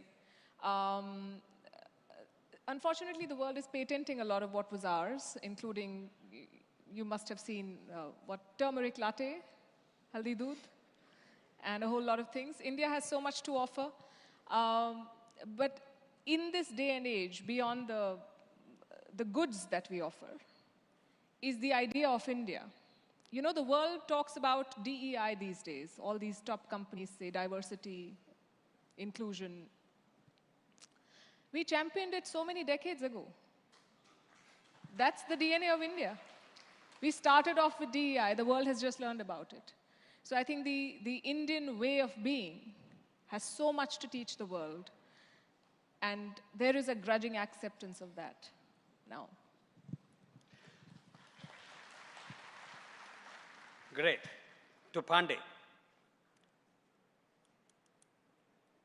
In Tamil Nadu, the quality of political discourse, is there a chance that it can become more civilized? This is from Janani Ganesan of Mylapore. நாம சரி பண்ணா அதுவும் சரியாயிரும். வெள்ளத்தனைய மலர் நீட்டம் மாந்திரதம் உள்ளத்தனையது உயர்வு. இங்கே முளைக்கக்கூடிய எதுவுமே வந்து தானா மேலேருந்து குதிச்சது இல்லை, இங்கேருந்து முளைச்சது தான். அதனால நாம வந்து சரியான விஷயங்களை ஆதரிச்சு தவறான விஷயங்களை புறக்கணிக்க பழகணும்னு, அது எப்படி நம்பர் பண்ணுதுன்னு பார்த்துட்டு அதை எல்லாருமே காப்பி பண்ணுவாங்க. நீங்க பார்த்துருப்பீங்க, நார்த் இந்தியாவில் எல்லா மீடியாவும் இன்னைக்கு பிஜேபிக்கு சார்பாக போயிருச்சு. எல்லா மீடியாவும். முன்னாடி நேஷன் வாண்ட்ஸ் நோன்னு ஒருத்தர் தான் சொல்லிட்டு இருந்தாரு, இன்னைக்கு எல்லாருமே சொல்ல ஆரம்பிச்சிட்டாங்க. ஏன் அப்படின்னா இது ட்ரெண்ட் ஆகுதுன்னு தெரியுது. அப்ப இதுதான் வந்து எல்லாம் வந்தாச்சு, இருந்தது ஒரே ஒரு என்டிடிவி, அதையும் வாங்கியாச்சு, ஒன்றும் பிரச்சனை கிடையாது. ஸோ அப்ப எது சரியா இருக்குதோ அதை ஆதரிக்க பழகணும். நான் ஏற்கனவே பலமுறை சொன்னது போல, நாடு சரியில்லை தலைவன் சரியில்லைன்னு சொல்ற அர்த்தம் இல்லை, அதை தேர்ந்தெடுப்பது நாம் என்பதை மறந்துவிடக்கூடாது. Palki, you've been to China recently. How much can we trust China? Ram Gopalan, Thiruvanmiyur.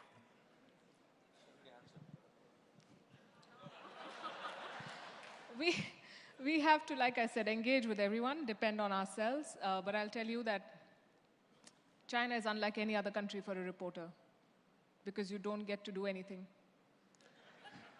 They provide everything except for freedom to move. So they'll give you food, coffee, recreation, shuttle, but they will decide where you go and when you come back. Okay, that's a nice way. You never get into trouble. Let me ask you one question. This is for me and to you. Do you see in Nepal like Bangladesh, like Sri Lanka, Pakistan, they've all been through similar Gen Z getting up. Do you see something like this happening in India? But why? So, I'll tell you.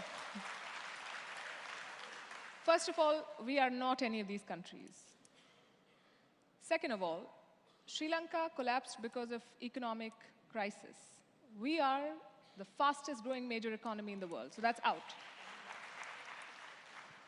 Nepal, young people are disenchanted with democracy, 15 governments in 17 years. The systems do not work. Our young people are creating startups. Bangladesh, radical takeover. We are not letting that happen. So no, there is no risk of India going down that road. The only risk is that their problems become our problems. And we have to help them without appearing like we are helping them. Because then they say big brother. So it's tricky. Great.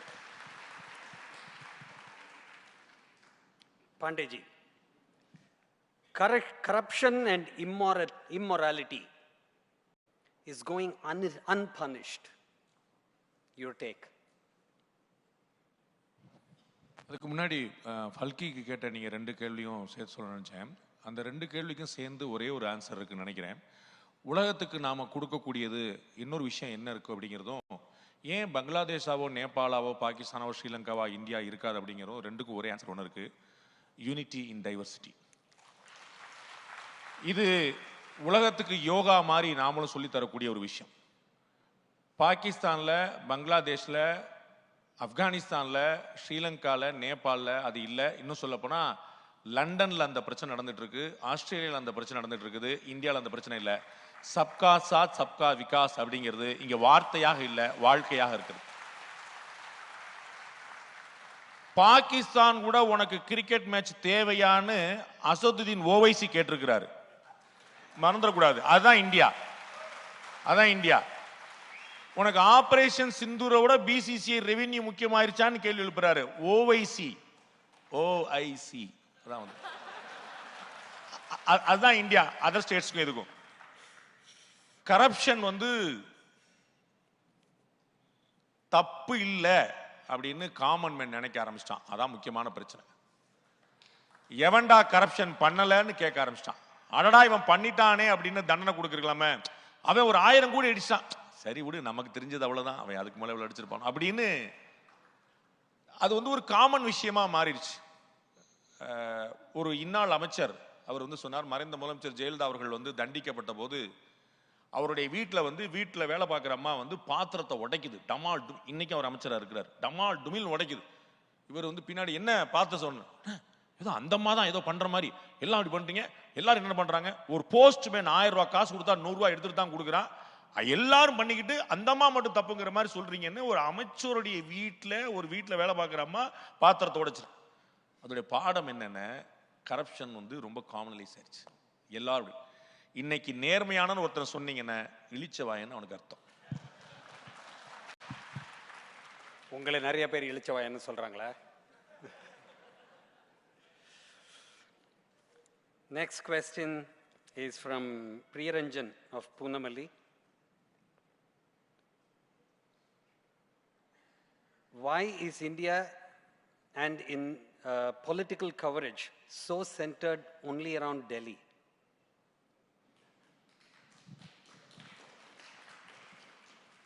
That's because Falki in Delhi.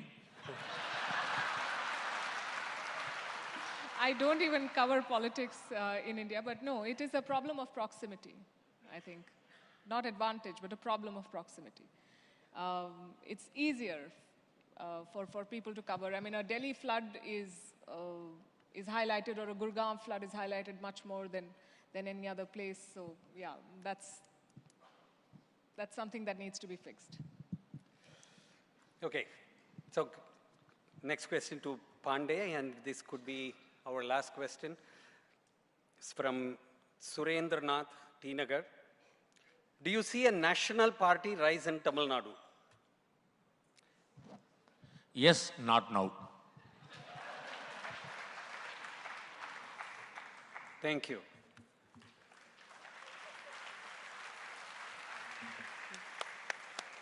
Cracker of a Q&A. Thank you.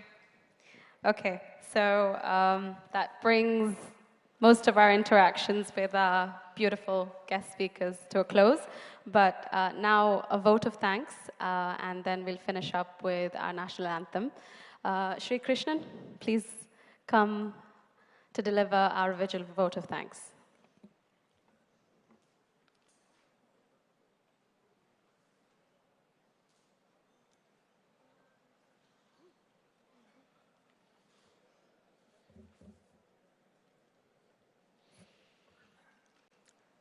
On behalf of Vigil, I would like to thank the speakers first, Palki ji and Rangaraj Pandey ji.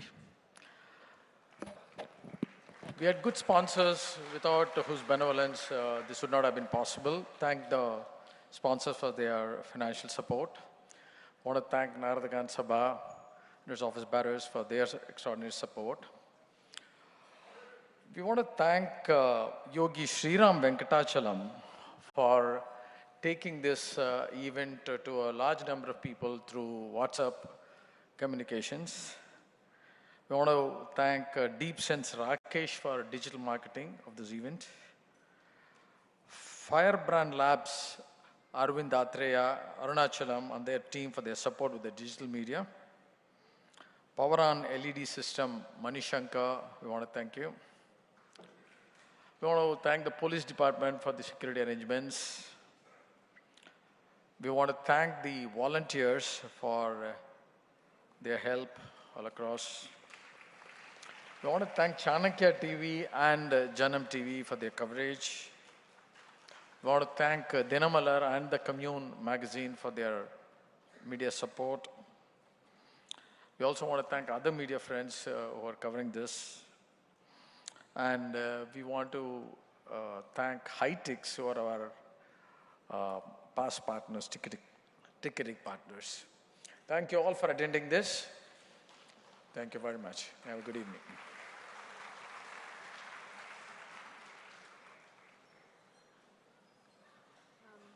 If you could all stand for our national anthem, please.